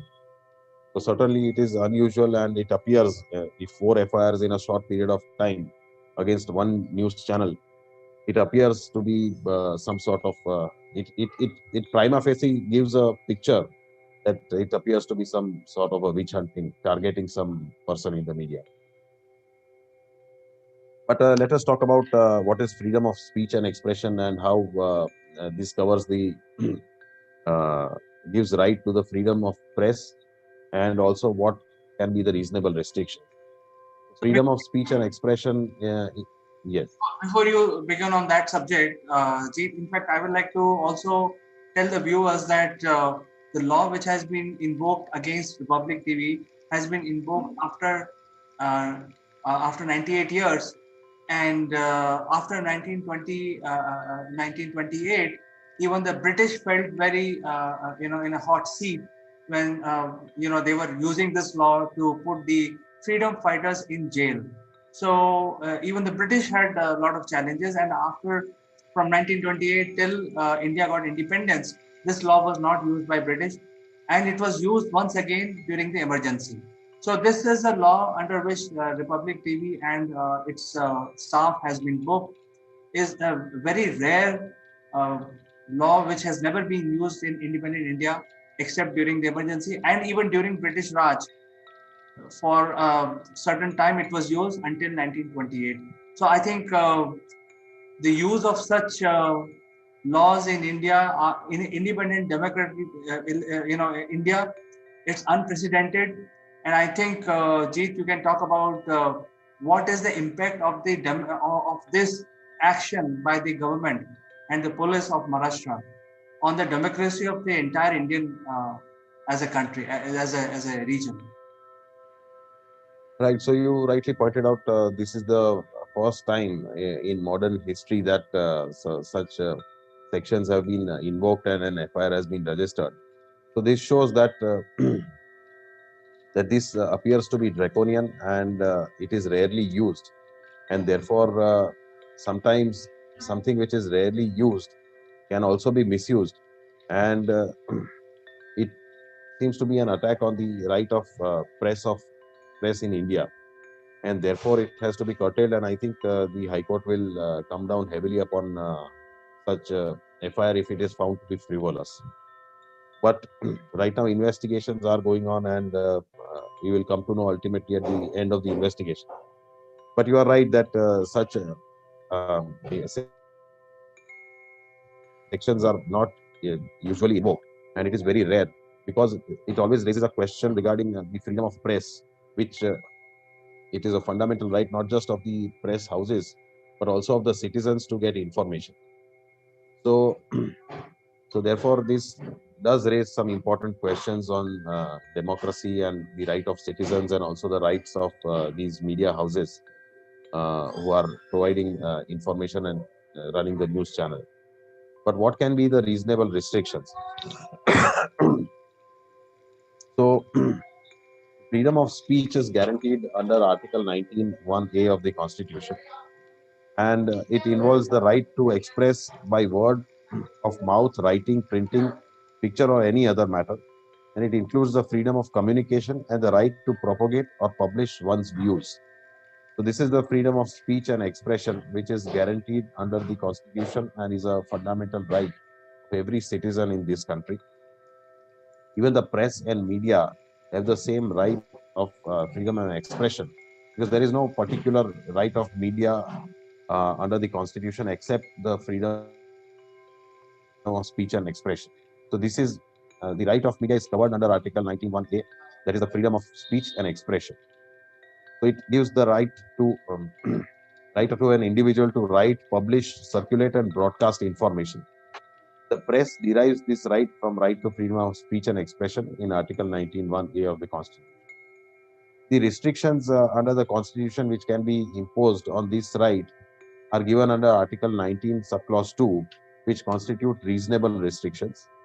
And this can be on the ground that the interest of the sovereignty and integrity of India is being compromised, or the security of the state, or the friendly relations with foreign state, or it disturbs public order, public decency, morality, or it is in relation to contempt of court, or defamation, or incitement to an offense.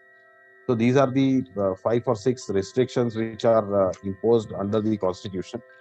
And I will again repeat there. If it compromises the interest of the sovereignty and integrity of the country, the security of the state, it harms the friendly relations with foreign states, or it disturbs public order, public decency, or it is harmful to the morality of the country, or it is in relation to contempt of court, or it is defamatory, or it incites, or it is an incitement to an offense. So these are the 6 or 7 restrictions which are imposed under the Constitution.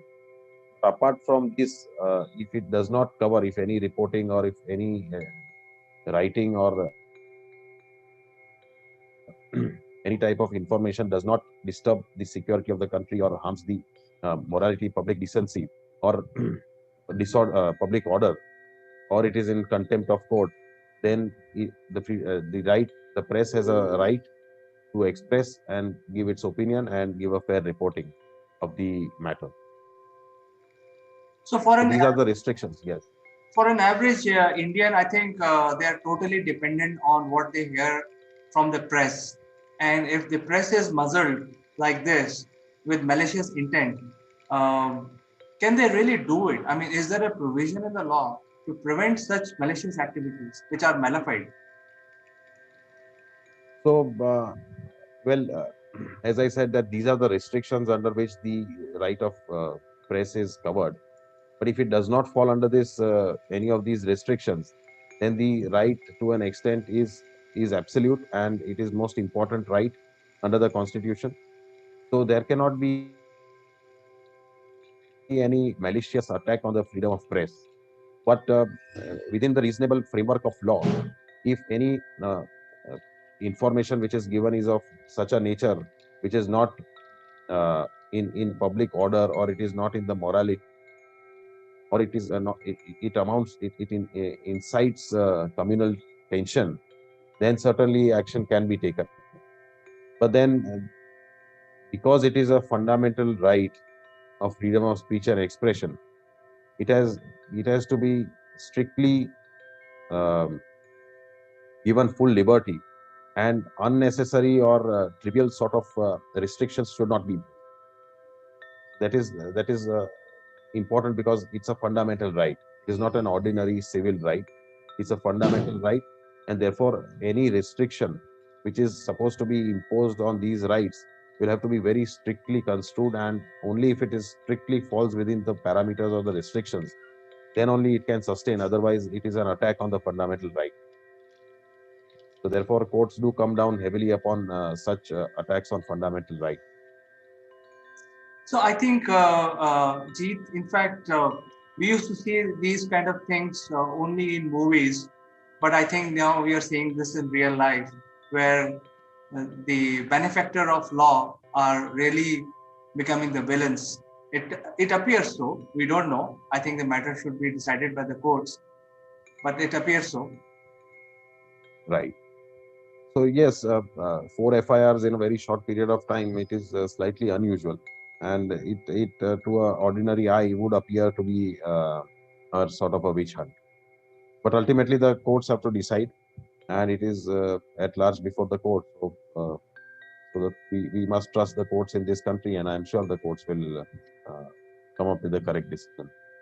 But basically, the rights of the media, if I may just point out, broadly, which are given under the Constitution and by way of several judgments of the Supreme Court, is one to publish and circulate information and opinions, which is part of the right of freedom of speech and expression. Also, the right to dissent, which is not to agree with any opinion or given dissent to any of the policies or uh, framework of the government.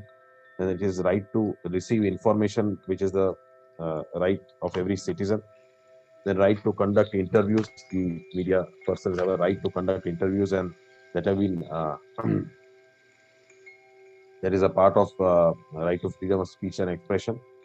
Then there is right to report court proceedings, because media persons, journalists have a right to attend proceedings in court and uh, publish a proper and faithful report of the proceedings that are witnessed and heard in court. Then right to advertise, that is also part of right to freedom of speech and expression, and which has been upheld by the Supreme Court in several judgments. These are broadly the rights of the press and media, uh, which are which have been interpreted and given brought under the meaning of right to freedom of speech and expression by various judgments of the Supreme. Jeet, I have a fundamental question, and you can probably express your opinion.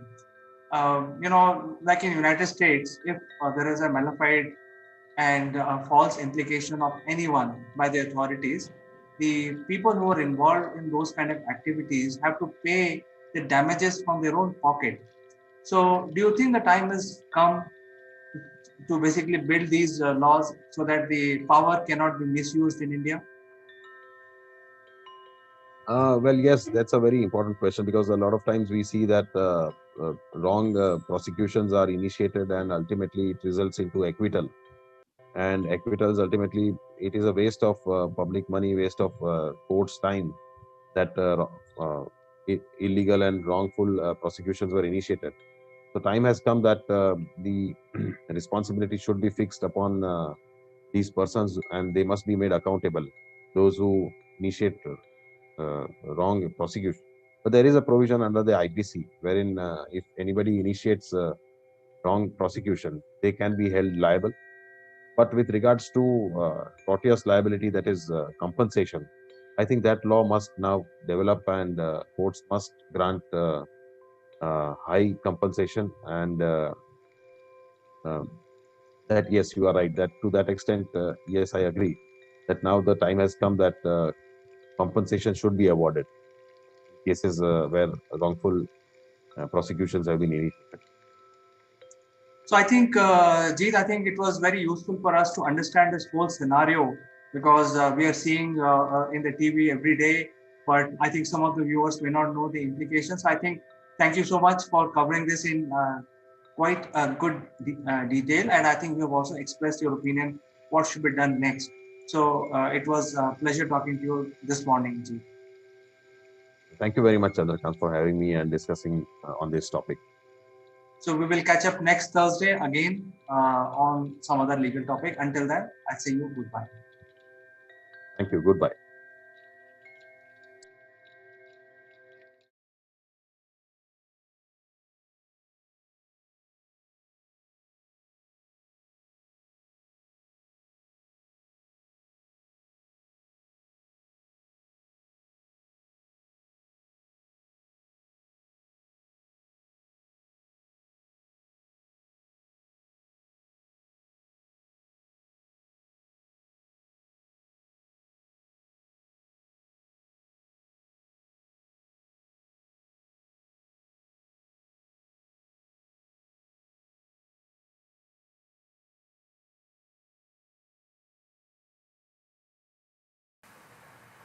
Hello friends, this is Chandra from Akulmach Technologies.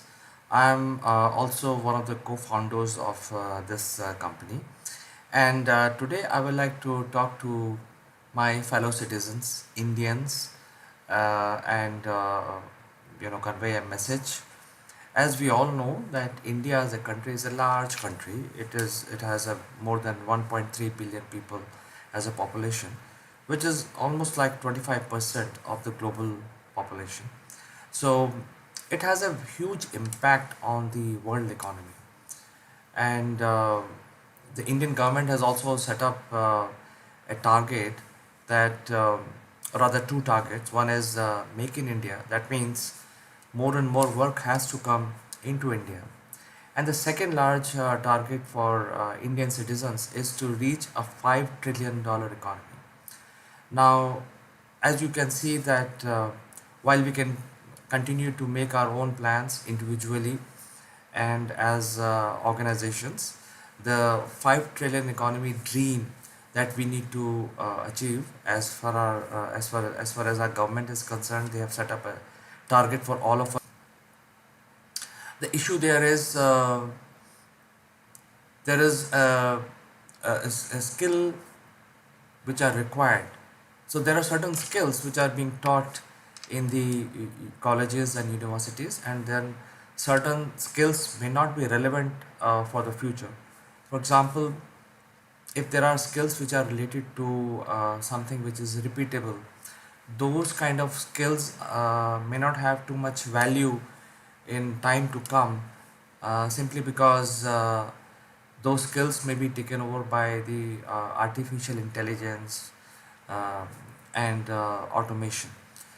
So, what we need as Indians for getting more and more work coming back to India from the globe is these skills. So, we all know that we need various skills, and we need a lot of people being trained into different kind of skills, and that is when the $5 trillion economy dream will be fulfilled.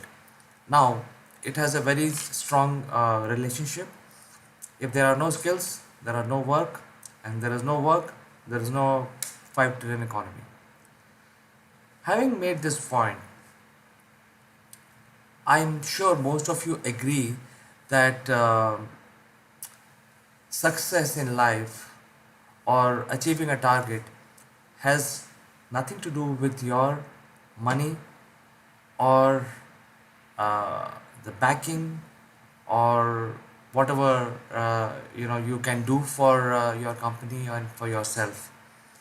The two major qualities which are required in order to be successful and in order to achieve your dream is the leadership.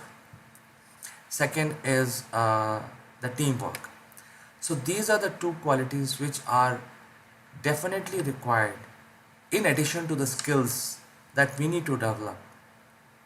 Because if there's no leadership and there is no um, attitude to work as a team, then it will be difficult to execute global contracts and generate revenue for the country. So I think these are the two skills which are very important, which is leadership and the ability to work as a team. So team player. These are the two major qualities which are required and which are very very critical for India to develop. In addition to create new job opportunities and also create new skills which will bring a lot of projects back into India.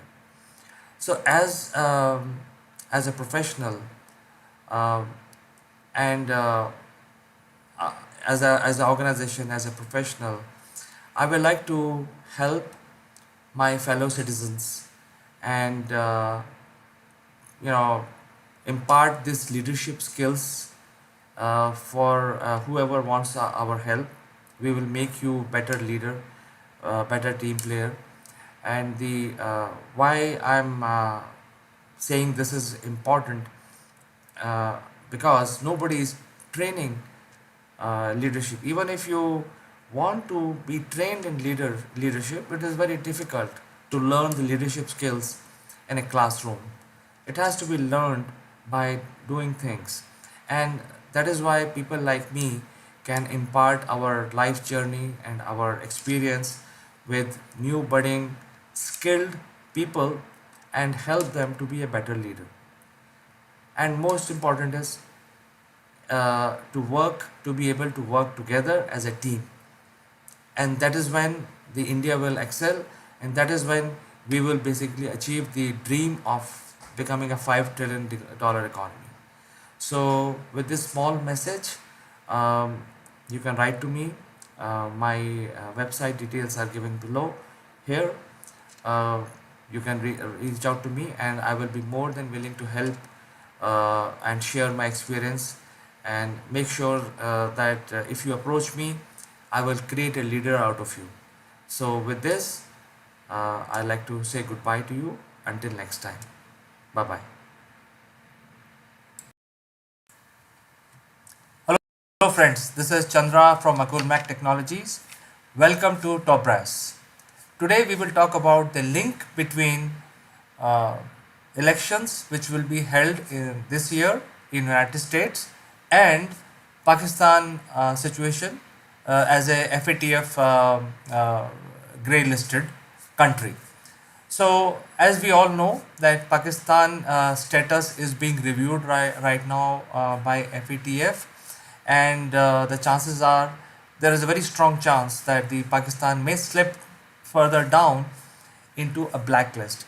Now, if they are blacklisted, that means all the funding to that country will stop, with whether it is World Bank, IMF, or any other country which is trying to loan to Pakistan, will be told categorically by United Nations that if you are lending or giving funds to this country, it is at your own risk, because that fund will never come back. And that is the meaning of blacklisting of Pakistan. So right now they are in grey and their status is being reviewed. So it is in the interest of India to make sure Pakistan goes into blacklist, because obviously it's an enemy nation for India. However, the United States playing a major role in deciding. In fact, there is China, which will ensure that Pakistan comes out from does not go into blacklist at least, or even comes out from the grey list. But it's not going to happen. Pakistan will not come out of the grey list, because they are uh, there is a huge blame on them for funding the terrorist activities. So what has to be done?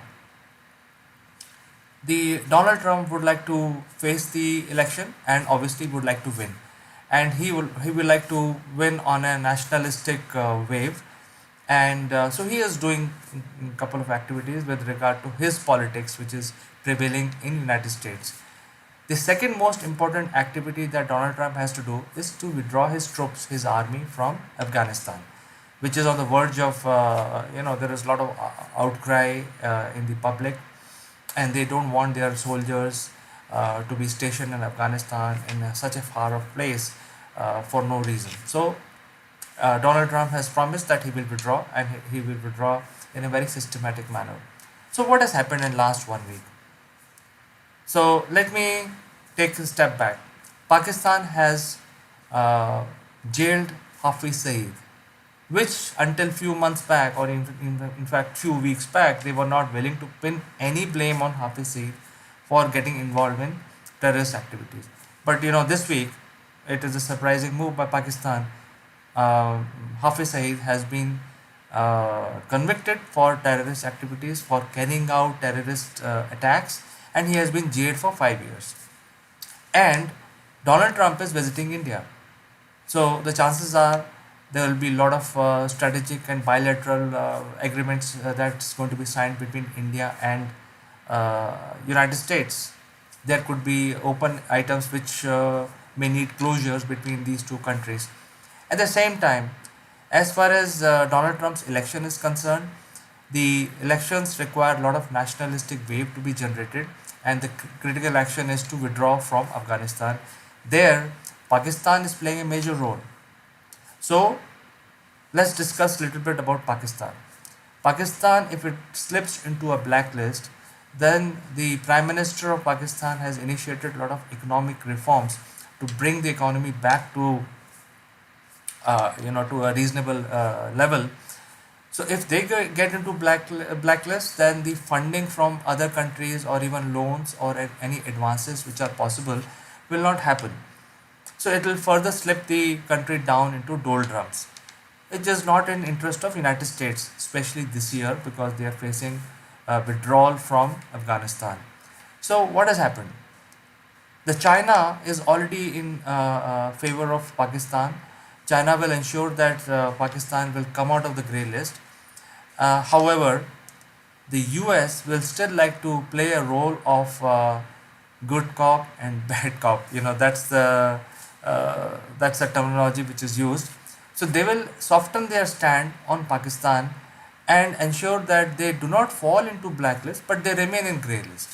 So that way, they will Pakistan as a country will keep getting small amount from IMF, some loans from some other country, and so on. So they will have some cushion, and in return, Pakistan will take some action, which they have already started by uh, convicting Hafiz Saeed, and also he is now jailed for 5 years. So it is basically being shown as one of the positive action that Pakistan government is taking, and I am sure there will be more news about this such actions, where they would like to show physically to the world that they are actually taking action on the terrorist activity that country or non-state actors, as they say, are taking. In return, Pakistan will assist United States to peacefully withdraw their troops, and then major role will be played by Pakistan on reshaping the future course of Afghanistan. So there is this flip-flop which is going to happen, and this is much before the Donald Trump's trip later in the February to India, and so that things are in shape. While Donald Trump signs strategic deals with India, they will also ensure that they soften their stand on Pakistan, and they ensure Pakistan does not go into blacklist but remain in grey list. So this is something which I wanted to give my analysis today. Uh, Please leave your comments.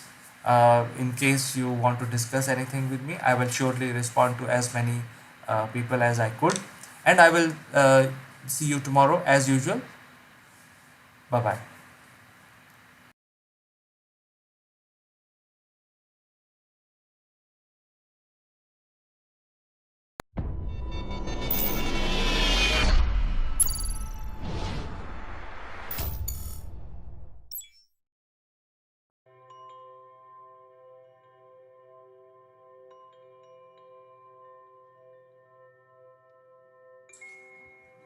Hello, friends. This is Chandrakant from Akulmach Technologies, and welcome to the CEO Roundtable. And today is Friday. Let me welcome my guest.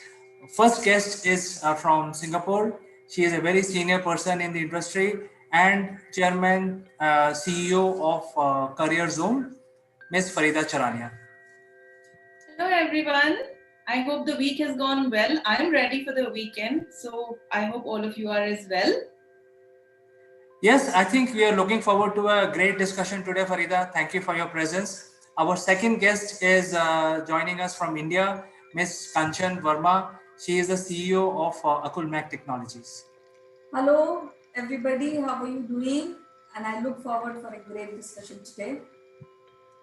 Welcome, Kanchan, and we are all fine.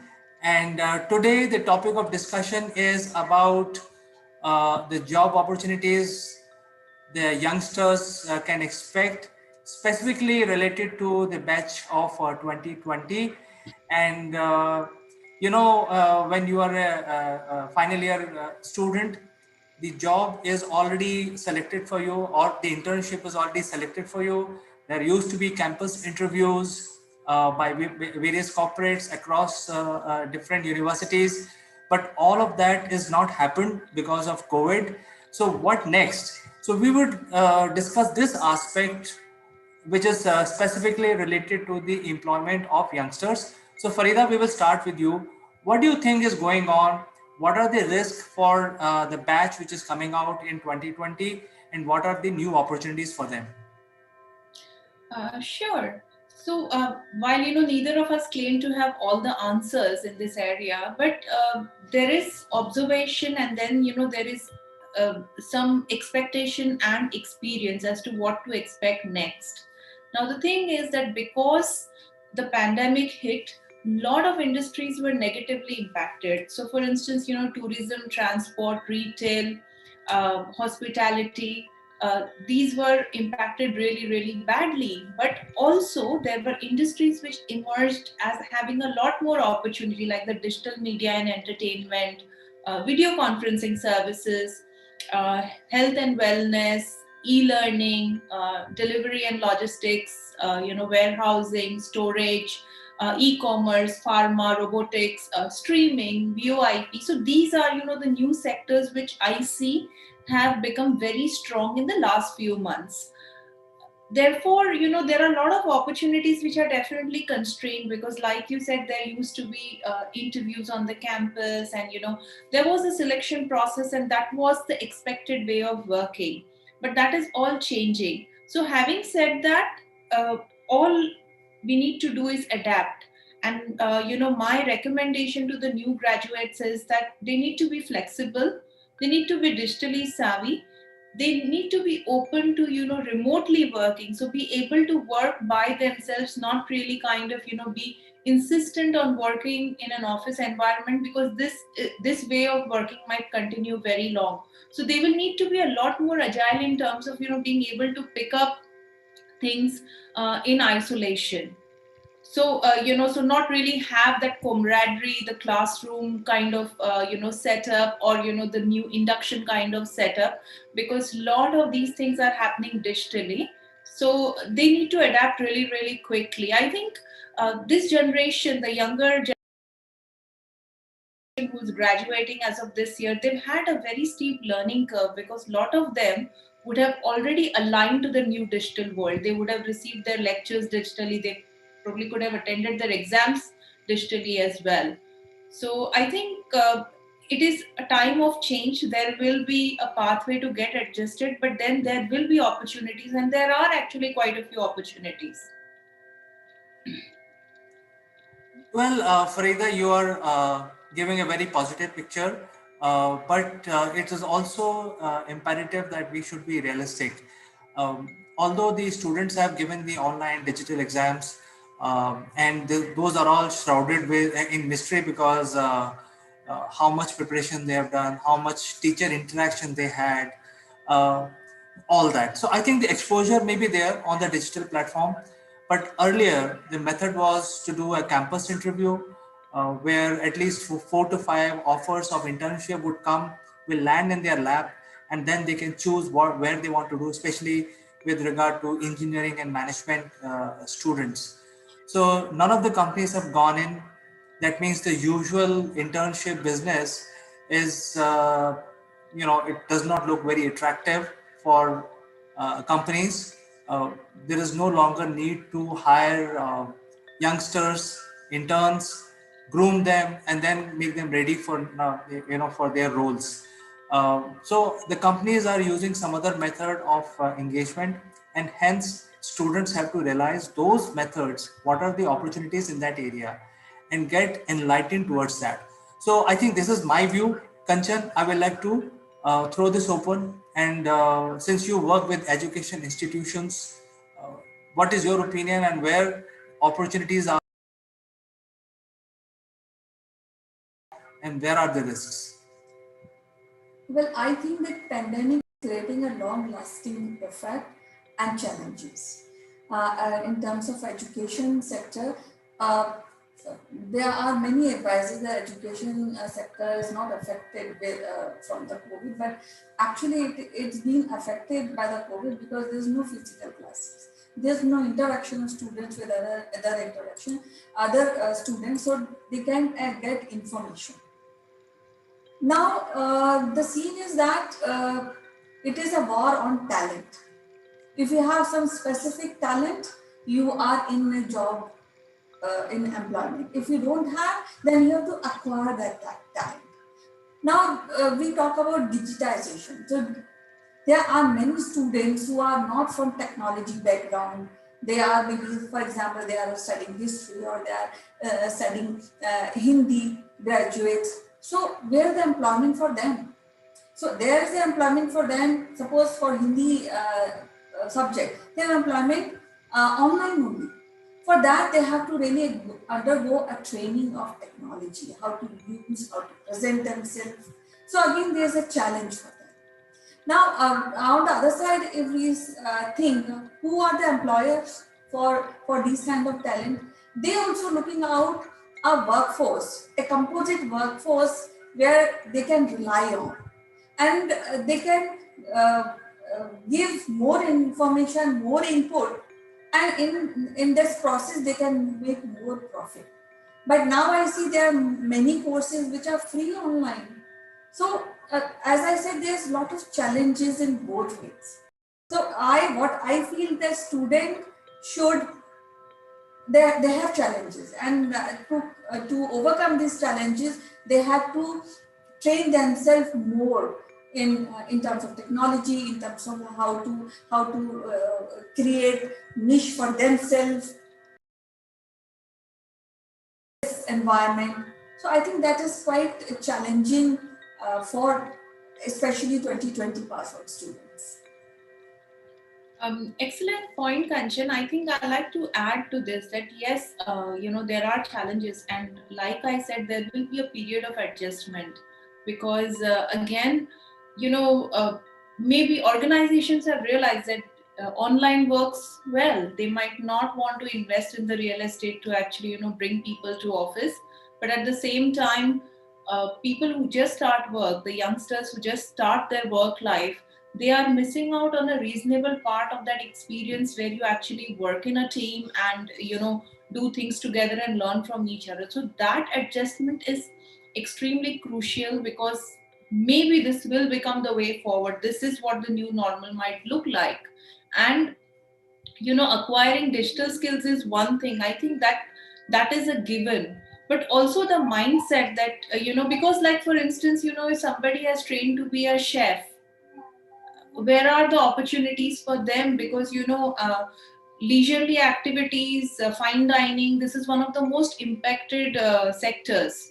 Yeah. So where do these people find opportunities? So is there an opportunity for them to, kind of become part of, say, a business where they can actually still exercise their skills online and, probably have a supply chain mechanism which delivers it to the end consumer?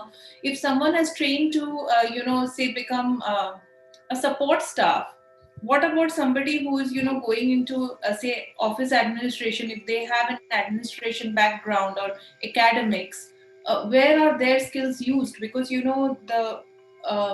the need for a receptionist or, for an office manager will become very little, because, maybe one person will double up as everything, since, it's an online thing. So where are the opportunities for them, and what are the skills that they need to acquire to, one, stay relevant, adapt, and be part of the workforce, not sit on the fence and, wait for things to be normal, which nobody knows how long that's going to take, right? What do you think, CK?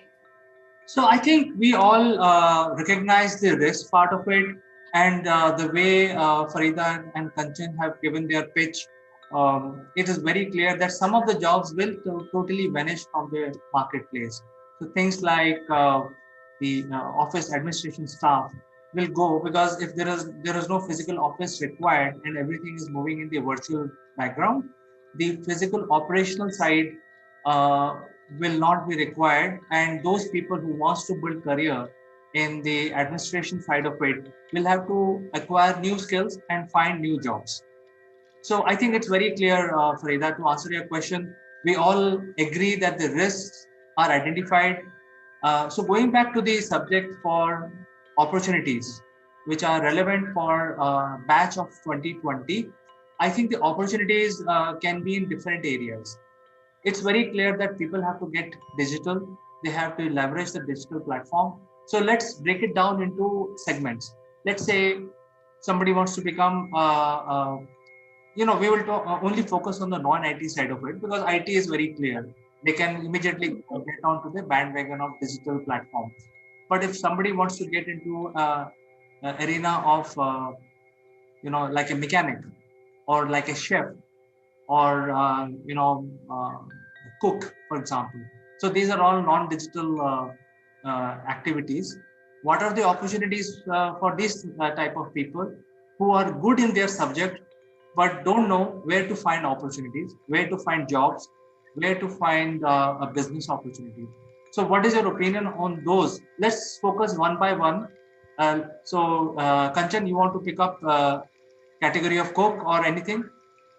I would like to add that opportunities are there's a whole shift in terms of opportunities. So I think the ground is open for professionals who are willing to do jobs in community services, which is there, in health services, which is there. The opportunities are there, the employment is there.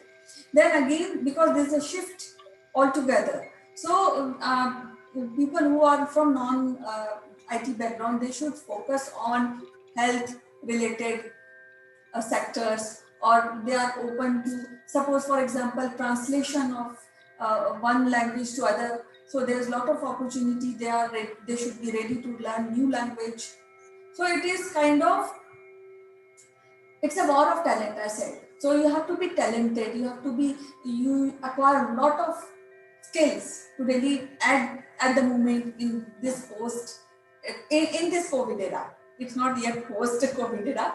So, but I feel you have to acquire more of talent, more of skill to really get along in employment market. So just to add to what Kanchan is saying, I would like to say that if you are an oxygen manufacturer, right? So you don't have to really exert hard, because in the COVID thing, all you have to do is produce oxygen from the atmosphere, put it in a cylinder, and then you have a ready business. So I think it's a no-brainer. I mean, you want to set up a medical healthcare services based business, there are a lot of opportunities. The problem is related to the youngsters who are passing out in 2020. Where are the opportunities? I mean, imagine yourself, when we were passing out, we had no clue where we will end up. So there will be campus interviews. We got selected by some company.